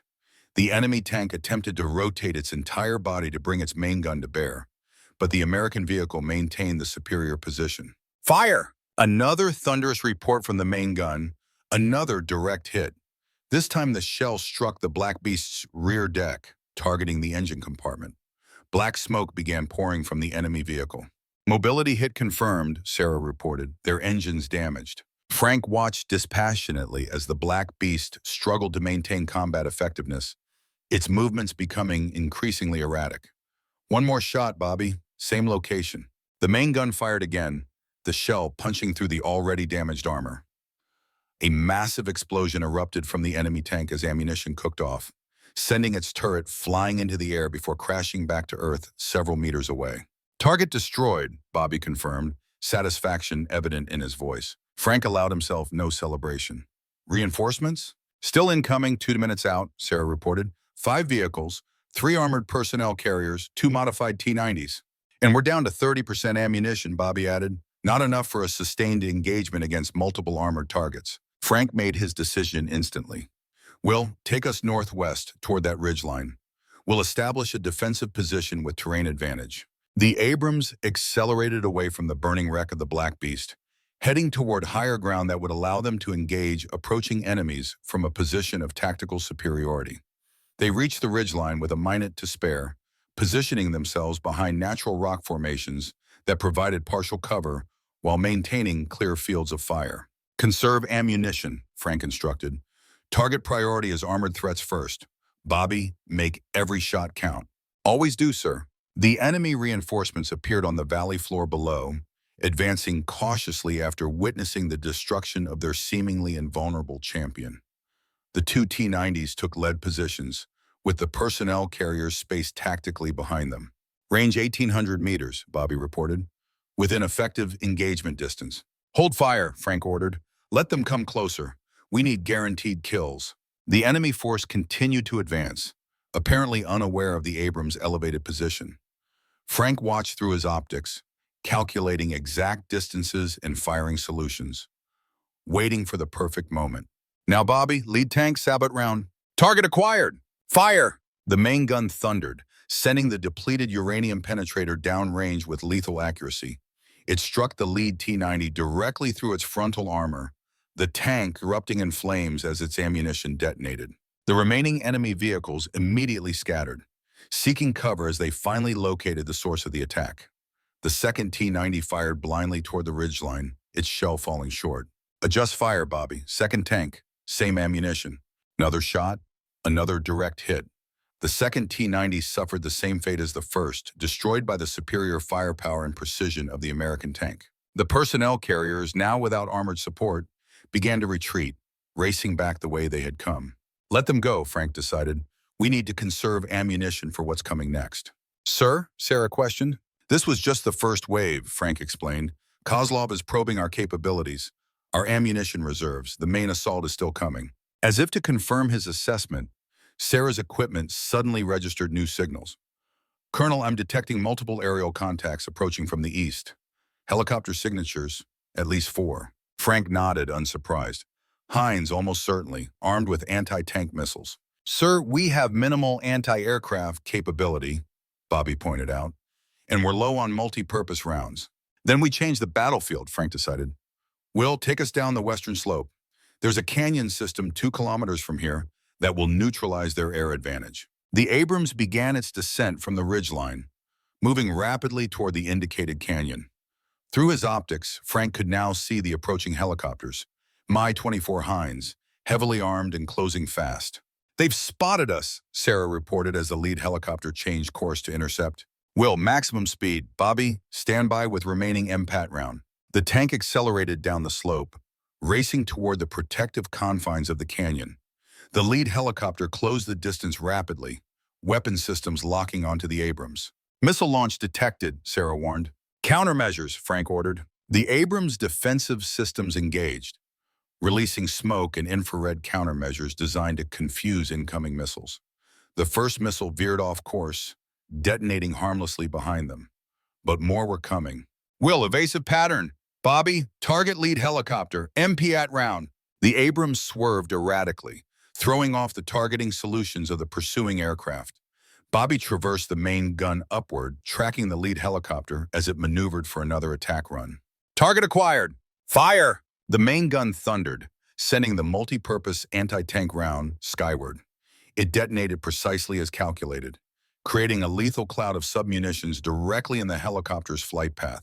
The aircraft flew straight into the kill zone, its rotor blades shredding, its fuselage riddled with penetrations. It spun wildly before crashing to the desert floor in a fireball. The remaining helicopters, witnessing the fate of their lead, adjusted their tactics, maintaining greater distance while still pursuing. Canyon entrance, 500 meters, Will reported. We'll make it, Frank assured his crew, though another missile impact against their rear armor punctuated his statement, rocking the tank violently. Armor holding, but we've lost external communications array, Sarah reported, checking damage assessments. The Abrams reached the canyon entrance, plunging into the relative safety of its narrow confines. The sheer walls rose 30 meters on either side, too tight for the helicopters to follow directly. They would be forced to fly above the canyon, their attack angles severely limited by the terrain. Slow to tactical speed, Frank ordered once they were safely inside the canyon. Conserve fuel and find a defensible position. The tank proceeded cautiously through the winding passage, the crew scanning constantly for threats. The helicopters could be heard overhead, rotors thudding as they searched for firing positions. Sir, I've been analyzing the Chimera signatures we've encountered, Sarah reported. They're all being controlled from a central source approximately 5 kilometers northeast of our position. Kozlov's command center, Frank concluded, where he's processing the Chimera data. Yes, sir, but there is more. The signal patterns suggest he's working with an incomplete system. He has the application protocols but is missing key authentication sequences. The encryption keys in Sergeant Wallace's implant, Frank realized. Without them, he can implement Chimera, but not at its full capability. Correct. But he's making progress, adapting the system to work around the missing elements. Given enough time, he might succeed. Frank absorbed this information. Its strategic implications clear. Then we don't give him time. We take out his command center and end this. With respect, sir, Sarah countered, our primary mission was hostage recovery, which we've accomplished. The secondary objective was to secure or destroy the Chimera data. Given our current situation around low ammunition, damaged systems, overwhelming enemy forces, perhaps the prudent course is to extract while we still can. Frank considered her assessment. She wasn't wrong. By conventional military doctrine, they should withdraw, report mission success, and allow a larger force to address the remaining threat. But Frank Iron Thunder Harrington hadn't survived 35 years of combat by always following conventional doctrine. The mission isn't complete until the Chimera threat is neutralized, he stated with quiet certainty. As long as Kozlov possesses even partial capability, American lives remain at risk. He studied the map displayed on the tactical screen. The canyon system leads toward his position. We can approach undetected, strike his command center, and eliminate the threat at its source. Bobby and Will exchanged glances, both recognizing the extremely high risk of the proposed operation. But neither voiced objection. They trusted their commander's judgment, his decades of experience. What about the helicopters, sir? Will asked practically. They'll remain a threat until we reach the command center, Frank acknowledged. But the canyon provides cover for most of the approach. We'll deal with them when necessary. The documentary interviewer's voice breaks in. Was this the moment you decided to take what many would consider a suicide mission? In the present-day interview, Frank's weathered face shows no regret. I've never believed in suicide missions. Every operation I've ever led had a viable path to success, however narrow. This was no different. But the odds were overwhelming. Enemy helicopters, limited ammunition, a heavily defended command center. Odds are calculations on paper, Frank responds. Reality is determined by terrain, timing, courage, and skill. We had all four. Some would call it reckless. A hint of steel enters Frank's voice. Those would be people who've never had to make such decisions with American lives on the line. Back in the canyon, the Abrams continues its advance, navigating the narrow passage with precision despite occasional missile fire from the helicopters above. The crew works with the coordinated efficiency that comes from rigorous training and shared combat experience. Sir, Sarah calls, I'm detecting increased Chimera activity ahead, multiple signatures converging on our projected route. They're setting up another ambush, Frank concludes. Kozlov knows the terrain, knows we'll use the canyon for cover. Options, sir, Bobby asks. Frank studies the tactical display, searching for alternatives. The canyon forks 2 kilometers ahead. We'll take the northern branch instead of the more direct eastern route. It's longer but less obvious. And if they've covered both routes, Will questions, then we fight through, Frank says simply. One way or another, we reach that command center. The Abrams proceeds deeper into the canyon system, tension building with each kilometer. Above them, the helicopters continue to track their movement, occasionally firing when gaps in the canyon walls allow. The tank's active protection system handles most threats, but their resources are finite. Their margin for error increasingly thin. Fork ahead, Will reports. Northern branch as planned, Frank confirms. The massive tank turns into the narrower northern passage, its tracks scraping occasionally against the canyon walls. The space is barely wide enough for the Abrams, leaving no room for evasive maneuvers if they encounter resistance. I don't like this, sir, Bobby voices from the gunner's position. Perfect place for an ambush. Agreed, Frank acknowledges. But it's also where they're less likely to commit significant forces. Stay alert. They proceed cautiously through the confined space, scanning constantly for threats. After a tense kilometer, the canyon begins to widen, eventually opening into a small valley surrounded by steep cliffs. Hold position, Frank orders as they enter the open space. Something's not right. The valley appears empty, devoid of enemy presence. Yet Frank's instincts, honed by decades of combat, warn of danger. He studies every detail of their surroundings, searching for the threat his subconscious has already detected. There, he says finally, indicating a particular section of the cliff face, artificial rockfall pattern. They've hidden something. Bobby traverses the main gun toward the indicated position. I don't see anything, sir. Trust me. Fire heat round 10 meters up from the base of that section. Target acquired. Fire! The main gun thunders, sending the high-explosive anti-tank round toward the suspicious area. The impact triggers a massive secondary explosion, far larger than the shell alone could cause. When the smoke clears, a cavern entrance is visible, along with the burning remains of concealed weapon systems. Ammunition dump, Frank identifies.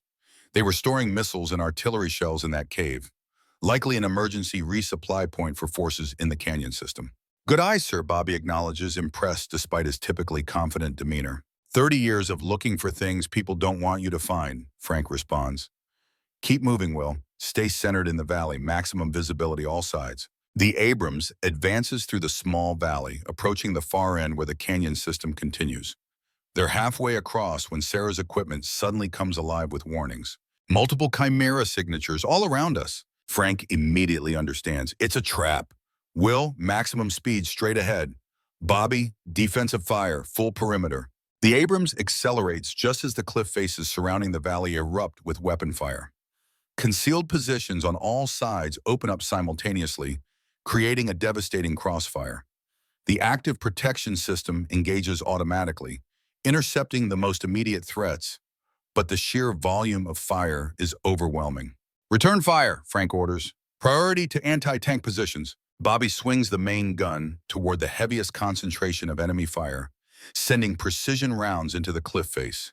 The explosions silence several positions, but more remain active. Mobility hit, Will reports as a missile impacts near their right track. Track damaged, but still functional. The tank lurches forward, its speed reduced, but still moving toward the relative safety of the canyon entrance ahead. More impacts rock the vehicle, warning lights flashing across control panels. Armor holding, Sarah confirms after checking diagnostics. But we can't take sustained fire like this. Almost through, Frank encourages as they near the canyon entrance. Will, final push. The Abrams surges forward with its remaining speed, absorbing punishing fire from all sides. Just as they reach the canyon entrance, a massive explosion erupts directly ahead, sending rocks and debris cascading down to block their path. Avalanche, Bobby warns. They've collapsed the canyon. Alternative route? Frank demands, already scanning for options. Sarah checks the tactical display. None within reach, sir. We're surrounded. Frank makes his decision instantly. Will, reverse course. Take us back through the valley at maximum speed. Bobby, suppressive fire. Concentrate on the heaviest enemy positions. Back through the kill zone? Bobby questions. They won't expect it, Frank explains. And we hit harder going out than we did coming in. The Abrams executes a rapid reverse, then pivots to face the way they came. The main gun thunders continuously as they charge back through the valley, Bobby systematically eliminating enemy positions with deadly accuracy despite their limited remaining ammunition. The unexpected counterattack achieves momentary surprise, reducing the effectiveness of enemy fire. They're halfway back through the valley when Frank spots their opportunity, a less steep section of the southern cliff face. Will, hard right, take us up that slope. Sir, it's at least 30 degrees. We're pushing the Abrams climbing capability. It'll hold, Frank assures him with absolute confidence. Execute now. The tank veers toward the indicated slope, its engine roaring as it begins the steep ascent. The tracks grip the rocky surface, driving the massive vehicle upward at an angle that seems to defy physics. Enemy fire continues to rain down, but their aim is compromised by the Abrams' unexpected maneuver. Engine temperature, critical, Sarah reports as the power plant strains against gravity and the vehicle's enormous weight. Keep pushing, Frank urges. We're almost there. With a final surge of power, the Abrams crests the slope, reaching the top of the cliff where none of Kozlov's forces had thought to establish positions. They've escaped the trap by doing the impossible. Damage assessment, Frank requests as they move clear of the immediate danger zone. Track damage at 20%, still operational, Will reports. Engine temperature stabilizing but higher than optimal. Fuel at 40%. Main gun fully functional, Bobby adds. Ammunition at 15%. 5 sabot rounds, 2 heat, 1 MPAT remaining. External communications remain offline, Sarah concludes. Chimera detection systems operational. Hull integrity maintained despite multiple impacts. Frank absorbs this information, calculating their remaining combat effectiveness. They're damaged but still operational, still a lethal fighting machine capable of completing the mission. Distance to Kozlov's command center, he asks. 3 kilometers northeast, Sarah responds. But sir, we're detecting increased activity. They know we've escaped the trap and are reinforcing the command center's defenses. Frank studies the tactical display, assessing approach vectors and defensive positions. They'll expect us to withdraw, regroup, perhaps call for reinforcements. They won't expect an immediate assault. With 8 rounds remaining, Bobby questions. Quality over quantity, Lieutenant, Frank responds. Will, plot approach route using terrain masking as much as possible. We strike hard and fast, targeting command and control systems first. As the Abrams begins moving toward its final objective, Frank's mind turns to the man waiting for them. Viktor Kozlov, once his friend and comrade, now his most dangerous enemy. This confrontation has been building for 16 years, since the tragedy at Khmer that transformed Viktor from ally to adversary. The documentary interviewer asks, at this point, did you still view the mission as being about national security, or had it become personal? Frank considers the question carefully. Both. The Chimera threat was real, the danger to American security substantial. But I won't deny the personal element. Viktor and I had unfinished business. We both knew only one of us would walk away. Did that affect your tactical decisions? No, Frank answers with certainty. Personal feelings have no place in combat command. Every decision was made based on mission parameters, tactical reality, and the safety of my crew. Even the decision to launch a frontal assault with minimal ammunition and damaged systems, a hint of steel enters Frank's voice, especially that decision. It was our best chance of mission success with the resources available. The scene returns to the battlefield. The Abrams advances steadily toward Kozlov's command center, using natural terrain features for concealment whenever possible. Through his optics, Frank can now see the facility, a hardened structure built into a mountainside with multiple defensive positions surrounding it. Defensive analysis, he requests. Sarah studies sensor readings and visual data. Anti-tank positions at these coordinates. Machine gun nests here, here, and here, 2 armored vehicles in defensive posture near the main entrance. Probable minefields in these sectors. Frank processes this information, formulating the assault plan. We'll approach from the northwest, using that ridge for cover until the final moment. Primary target is the communications array. Without it, Kozlov can't implement Chimera protocols across a wider network. Secondary target is the power generation system, visible on the eastern side of the facility. And then, Bobby asks, we breach the main entrance, find Kozlov, and complete the mission. The crew absorbs this plan, each understanding the extreme risk involved in assaulting a fortified position with their limited remaining resources. Yet none voice objection. They trust their commander, his judgment, his experience. Final equipment check, Frank orders as they near the attack position. Will engine status. Operational, sir. Cooling system compromised but functional. Bobby, weapon systems. Main gun operational. Targeting systems at 98% accuracy. Sarah, electronic warfare. Defensive countermeasures at 70% capacity. Chimera detection systems fully operational. Frank nods, satisfied. We move in 2 minutes. Standard communication protocols, minimum chatter, focus on primary objectives. As the crew makes final preparations, Frank allows himself a rare moment of reflection. 35 years of service, countless battles across multiple conflicts, all culminating in this final mission. Whatever the outcome, this would be Iron Thunder's last ride. Sir, Sarah breaks into his thoughts, I'm detecting unusual Chimera activity from the facility, different from previous patterns. Explain. It's reaching out, searching, almost like it's trying to access our systems remotely. Frank's expression hardens. Kozlov is making his move. He's trying to use Chimera to compromise the Abrams systems. Can he do that? Bobby questions, concern evident. Not without the encryption keys, Sarah assures them. But he might be able to cause limited disruption to non-critical systems. That's why we end this now, Frank decides. Will, execute approach. Bobby, prepare to engage primary target on my mark. The Abrams begins its final advance, moving rapidly from its concealed position toward the command facility. Enemy defensive positions immediately open fire, having anticipated their approach despite the careful planning. Return fire, Bobby. Anti-tank positions first. The main gun thunders, sending one of their precious remaining rounds downrange with deadly accuracy. The enemy position erupts in flames as ammunition cooks off. Direct hit, traversing to second target. The tank continues its advance through intensifying fire.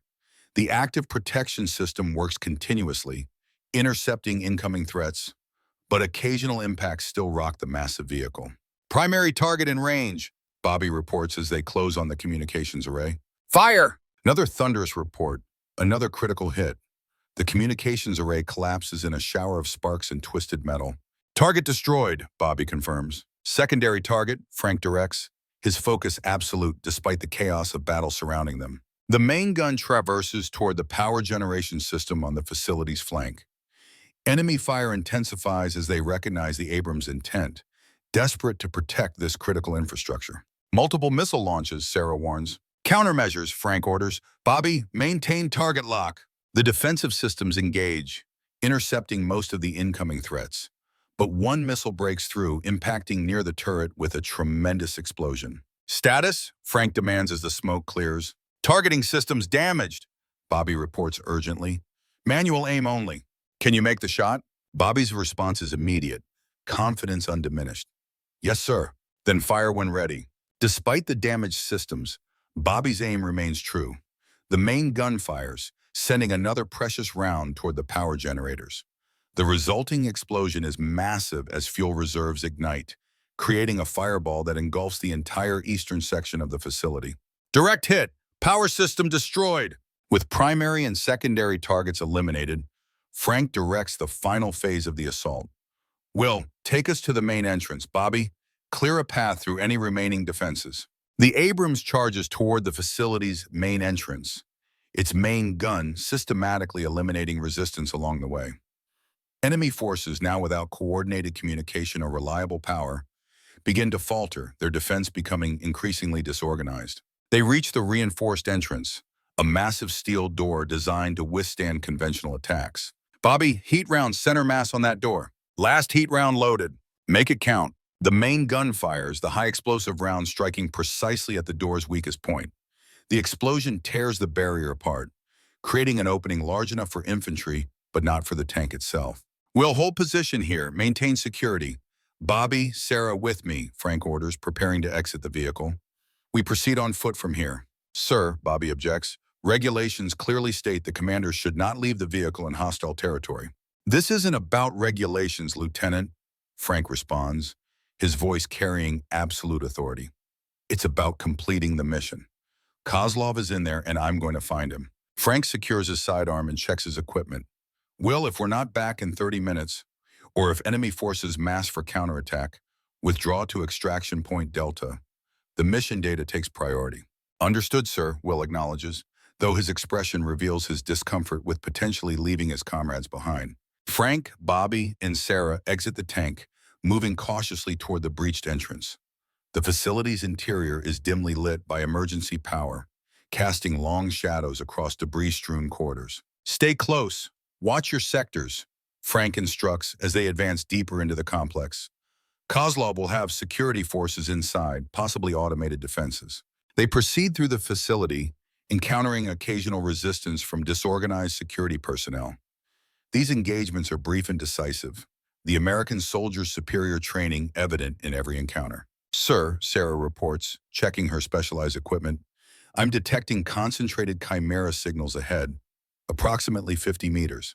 That must be the main control center. Frank nods, unsurprised. Kozlov will be there. Bobby, take point. Sarah, cover our 6, standard room clearing procedures. They advance toward the indicated location, moving with the coordinated precision that comes from years of training and combat experience. As they approach the final corridor leading to the control center, Frank raises a closed fist, the universal signal to halt. Something's not right, he whispers. No guards, no final defensive position. Trap, Bobby suggests. Almost certainly, Frank confirms, but we proceed anyway. Stay alert. They move forward cautiously, weapons ready, scanning constantly for threats. The control center entrance appears ahead, a reinforced door partially open, light spilling out from within. Frank signals the standard entry procedure. Bobby takes position to one side of the doorway, Sarah to the other. Frank will enter first, the others providing immediate follow-up coverage. With a nod to his team, Frank moves swiftly through the entrance, weapon raised, instantly scanning for threats. What he finds inside stops him cold. Viktor Kozlov sits alone at a control station, seemingly unarmed, watching their entrance with an expression of calm expectation. The room is otherwise empty, banks of computers and specialized equipment lining the walls, many showing damage from power surges caused by the destruction of the facility's main generators. Frank, Viktor greets him, his Russian accent thicker than in Frank's memories. Finally, we meet again, face to face. Frank, Viktor acknowledges, his Russian accent thicker than in Frank's memories. Finally, we meet again, face to face. Frank keeps his weapon trained on his former friend, eyes scanning the room for threats or traps. It's over, Viktor. Your facility is crippled, your Black Beast destroyed, your Chimera implementation neutralized. Viktor offers a cold smile, always so confident, so certain. That's what I admired about you, Frank. Even when you were wrong, you believed you were right. Sarah enters the room behind Frank, her own weapon ready. Viktor's eyes narrow slightly as he notices her, a flicker of recognition passing across his face. And you've brought a guest, he says. Lieutenant Connors, isn't it? How appropriate. Frank glances briefly at Sarah, catching the tension in her expression. Where is he, Kozlov? She demands. Ah, direct to the point, just like Thomas. Viktor's smile widens slightly. Your father was equally impatient when working on complex problems. So he is alive, Sarah says, her voice tightly controlled despite the emotional revelation. Very much so. In fact, his contributions to our work have been invaluable, though perhaps not entirely voluntary at first. Frank maintains his focus, weapon unwavering. Where are the hostages you took from the research facility? The scientists? Safe, Viktor responds dismissively. Insurance, you might say. This ends now, Frank states with quiet authority. You're going to release Dr. Connors and the other scientists, surrender what remains of the Chimera data, and face justice for what you've done. Viktor studies him for a long moment, then laughs, a sound without humor. Justice? You speak to me of justice? What justice was there for my wife, my daughters, when American bombs fell on Khmer? That was war, Viktor. A mistake, a terrible one. A mistake. Viktor's voice hardens. Is that what you tell yourself to sleep at night, Frank? That killing civilians was just a mistake? An unfortunate error in coordinates, perhaps? I didn't know they were there, Frank responds, the weight of 16 years of guilt evident in his voice despite his effort to conceal it. If I had known, you would have what? Victor interrupts sharply. Disobeyed orders? I doubt that very much. The great Colonel Harrington, always following the chain of command. The accusation strikes home, but Frank doesn't falter. We're not here to debate the past. Where are the scientists? Victor gestures to a secondary door at the far side of the control room. Through there, in the secure laboratory, including your father, Lieutenant Connors. Sarah takes an involuntary step forward, but Frank's slight hand motion stops her. This could still be a trap. Why tell us? Frank questions. What's your play here, Victor? Perhaps I'm simply tired, old friend. For a moment, Victor's mask of cold calculation slips, revealing exhaustion and something else, a shadow of the man Frank once knew. Tired of running, tired of fighting, the game has run its course. Frank doesn't lower his weapon. Stand up slowly, hands where I can see them. Victor complies, rising from his chair with measured movements. You know, Frank, for years I dreamed of this moment, of watching you realize that everything you believed in, everything you fought for, was built on lies. The only lie was believing revenge would bring back your family, Frank responds. Not revenge, justice. Victor's eyes harden again. And not just for my family, but for all the mistakes your government has buried over the years. As Victor speaks, Frank notices something, a subtle movement of Victor's left hand toward a concealed panel on the console. Hands away from the console, Frank orders sharply. Victor freezes, then smiles again, this time with genuine amusement. Still observant as ever. Yes, I have one final card to play. What have you done, Victor? Frank demands, tension escalating. Insurance policy, Frank. If I don't enter a specific code every 30 minutes, a signal automatically transmits to 5 separate facilities across the region. Each contains a modified chimera system ready to activate. You're bluffing, Sarah challenges. We destroyed your communications array. Did you think I wouldn't have backups, independent systems, hardened against attack? Victor's confidence is unsettling. The next signal window is in approximately 3 minutes. Without the proper code, the failsafe activates.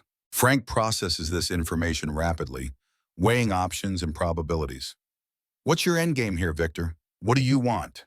Originally, to make you suffer as I suffered, to take everything from you, piece by piece. Victor's expression grows distant. But plans evolve. Now I simply want the world to understand the true cost of America's mistakes, to make visible what your government has tried so hard to keep hidden. By threatening innocent lives, that makes you no better than those you claim to fight against. Perhaps not, Victor acknowledges with surprising candor, but it makes them listen. The control room falls silent for a moment. The 2 old soldiers, once friends, now enemies, evaluating each other across years of shared history and bitter division. Let the scientists go, Frank finally says, all of them. Then we'll talk about your terms. Victor considers this, then nods slowly. A reasonable first step. He moves carefully to the console, keeping his movements visible. I'm going to unlock the laboratory door. No other systems will be activated. He enters a sequence on the keyboard. A metallic click sounds from the secondary door, indicating it has been unlocked. Sarah, check the laboratory, Frank instructs, keeping his weapon trained on Victor. Be careful. Sarah moves cautiously to the door, opens it while maintaining cover, and disappears inside. Moments later, her voice calls back. They're here, 7 scientists, including my father, all alive. Relief washes over Frank, though his expression remains controlled. Have them evacuate immediately. Standard protocol. Victor watches this exchange with an enigmatic expression. 3 minutes until the fail-safe window, Frank. What's your next move? Before Frank can respond, movement at the laboratory door draws his attention. An older man with a strong resemblance to Sarah emerges, supporting another scientist who appears injured. Dad, Sarah says, emotion breaking through her professional demeanor. Sarah, Dr. Thomas Connors responds, his voice hoarse but steady. I knew you'd find me. Touching reunion, Victor comments, though without his earlier sarcasm. 1 minute 50 seconds, Frank. Frank makes his decision. The code, Victor, now. And then what? I surrender, face American justice in some black site where I conveniently disappear? Victor shakes his head. I need guarantees. I can't make those kinds of promises, and you know it. No, but you can bear witness. Tell the truth about Khmer, about all the other mistakes. The families deserve that much. Frank holds Victor's gaze, understanding dawning. This wasn't just about revenge anymore. It was about acknowledgement, about forcing the truth into the light. 1 minute, Victor notes calmly. I'll tell what I know, Frank promises. The full truth, whatever the consequences. And I'll testify about Project Chimera, Dr. Connors adds unexpectedly, stepping forward despite his apparent weakness. About how the military adapted what was meant to be defensive technology into a weapon of unprecedented capability. Victor studies them both, weighing their sincerity. 30 seconds. The tension in the room builds to an almost unbearable level. Finally, with seconds to spare, Victor turns to the console and enters a complex sequence. The screen flashes briefly, then displays a confirmation message. Failsafe deactivated for the next 30 minutes, he confirms. And as a gesture of good faith, he presses another series of keys. I've just transmitted shutdown codes to all 5 auxiliary facilities. The Chimera implementation is completely neutralized. Frank doesn't relax his vigilance. Why, Victor? Why now? Victor looks suddenly older, the weight of years and vengeance evident in his posture. Because revenge is exhausting, Frank. It consumes everything. Purpose, principle, humanity. In the end, you become what you once fought against. He turns to face Frank fully. I wanted you to suffer as I suffered, but watching you standing there ready to sacrifice yourself again for your country, your mission, your people, I realized something. What's that? Frank asks. You've been suffering all along, carrying Khmer, carrying every necessary decision that cost innocent lives. The difference between us isn't that I felt pain and you didn't. It's that I let my pain transform me into something I never wanted to be. The admission hangs in the air, unexpected and profound. The silence is broken by the sudden crackle of Sarah's radio. Lieutenant Connors, this is Thunder Team Actual. We've secured the perimeter. Enemy forces in retreat, awaiting instructions. Sarah looks to Frank, who nods once. Proceed with facility secure protocol. We have recovered all personnel and neutralized the primary threat. Copy that, ETA 3 minutes. Frank turns his attention back to Victor. It's time, old friend. This ends today. Victor nods slowly, resignation mingling with something like peace on his weathered features. Yes, it does. As if making a final decision, Victor reaches inside his jacket. Frank tenses, weapon ready, but Victor withdraws only a small data drive. The complete Chimera files, including my modifications and implementations. He places it on the console. Insurance won't bring back the dead, Frank. Not my family, not the others lost to this endless cycle. Frank studies the man before him. Once his comrade, then his enemy, now something indefinable. What happened in Khmer was wrong. I can't change it, can't bring them back, but I can make sure the truth is told. That's all I'm asking for now, Victor responds quietly. The sound of approaching footsteps signals the arrival of Thunder Team. Frank knows what comes next. Victor's arrest, interrogation, a military tribunal far from public eyes. For what it's worth, Frank says as the footsteps grow closer, I am sorry, Victor, for your family, for everything that followed. Victor meets his gaze one final time. I know, old friend. Perhaps that's why I couldn't go through with it in the end. The door bursts open, soldiers flooding in with weapons raised. Frank steps back, lowering his own weapon as Victor raises his hands in surrender. As they lead Victor away, he pauses briefly beside Frank. In another life, we might have grown old together, fishing and complaining about our aching bones. The reference to their conversation in Afghanistan years ago, the last time they had truly been friends, strikes Frank deeply. In another life, he acknowledges. With Victor gone, Frank turns to Sarah and her father, who are embracing 16 months of presumed death, giving way to tearful reunion. Colonel, Dr. Connors extends his hand as Frank approaches. Thank you for finding us, for stopping this before it went too far. Frank accepts the handshake. Your daughter did the heavy lifting, Doctor. She's quite extraordinary. She always was, Dr. Connors responds with evident pride. But we have much to discuss about Project Chimera, the original purpose, before the military applications took over. Later, Frank interrupts gently.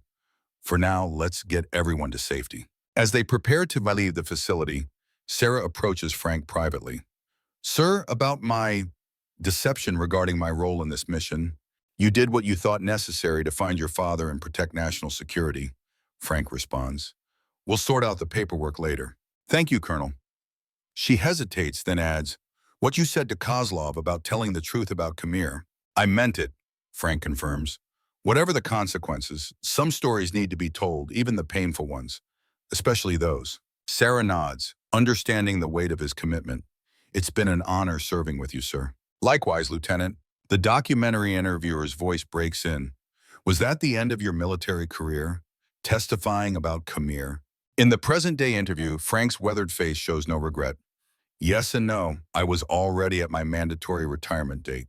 The testimony simply ensured I wouldn't be offered a consulting position afterward. Any regrets? Frank considers this carefully. About telling the truth? None. The families deserve that much. About the operation itself? That's more complicated. The intelligence was flawed, but the decision was mine. I've lived with that responsibility every day since. And Viktor Kozlov? Sentenced to 20 years in a military detention facility, he provided valuable intelligence on various terrorist networks in exchange for certain considerations. Frank's expression softened slightly. I visited him twice a year until he passed away in 2020. Cancer. He was buried beside his family in Russia. A reconciliation of sorts. As much as possible given the circumstances. Frank looks directly at the camera. War creates wounds that never fully heal. But understanding can sometimes be a kind of peace. Chapter 9. Echoes of Thunder. The sun hangs low on the horizon as Frank stands on his back porch, overlooking the lake that stretches behind his Montana retirement property. 6 months have passed since the Chimera mission, since his testimony about Khmer before a closed congressional committee, since his official retirement from the United States Army after 35 years of service. The door opens behind him, and Doc steps out, carrying 2 fishing rods. Perfect evening for it, Doc comments, handing one rod to Frank. Fish should be biting.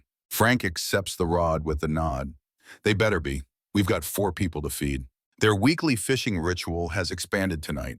Bobby and Sarah are visiting, the former members of Thunder Squad, maintaining the bonds forged in combat even as civilian life pulls them in different directions. They make their way down to the small dock, settling into comfortable silence as they cast their lines into the placid water. This is what retirement should be. Peaceful, quiet, surrounded by those who understand the road traveled to reach this point. Heard from Will? Frank asks after a while. Training new drivers at Fort Benning, Doc responds. Says none of them can handle an Abrams worth a damn, but he's working on it. Frank smiles slightly. They'll learn. We all did. The silence returns, comfortable and familiar. After decades in the chaos of war, Frank has come to treasure these quiet moments. These simple pleasures once taken for granted. You sleep any better? Doc asks eventually. His question casual but loaded with understanding that only comes from shared experiences. Some nights, Frank admits, the dreams still come, but less frequently now. Doc nods, requiring no further explanation. He knows about nightmares, about the ghosts that follow soldiers home from war. They've discussed these things over many fishing trips, many evenings watching the sun set over Montana mountains. Congressional testimony went public yesterday, Doc mentions, changing the subject. Heavily redacted, of course. Of course, Frank acknowledges, unsurprised. But enough of the truth remains to matter. The families know what happened now. Cost you that consulting contract with Raytheon. Frank shrugs, unconcerned. Some things matter more than contracts. The sound of laughter carries from the cabin, where Sarah and Bobby are preparing dinner. 2 months ago, Sarah had brought her father to meet Frank properly, away from the chaos of the mission aftermath. Dr. Connors had shared the original vision for Project Chimera, not a weapon, but a shield, designed to protect rather than destroy. The military applications had come later, driven by generals who saw only tactical advantages rather than the ethical implications. Now Dr. Connors works with a civilian oversight committee, ensuring that technologies like Chimera serve their intended purpose rather than being weaponized. Sarah assists him while continuing her military career, her unique experience with both the technical and field applications making her invaluable. Bobby, meanwhile, has been promoted to captain, his exceptional performance during the Chimera mission earning recognition despite the classified nature of the operation. He visits whenever training rotations allow, bringing news of military life that Frank pretends not to miss. You ever regret it? Doc asks suddenly. Any of it? Frank considers the question, looking out across the waters as the setting sun paints it gold and crimson. Parts of it. Khmer, the collateral damage. the friends we lost along the way. He pauses, gathering thoughts shaped by decades of service and sacrifice. But the mission itself, protecting our people, our country, never. Doc nods, understanding completely. To the fallen, he says quietly, raising his canteen in a subtle toast. And to those still serving, Frank adds, completing their ritual acknowledgement. The peaceful moment is interrupted by Sarah's voice calling from the cabin. "Dinner in 10 minutes, gentlemen. Any fish to add to the menu?" "Working on it," Doc calls back, then chuckles. "Guess we better catch something, or we'll never hear the end of it from those two." As if on cue, Frank's rod bends sharply.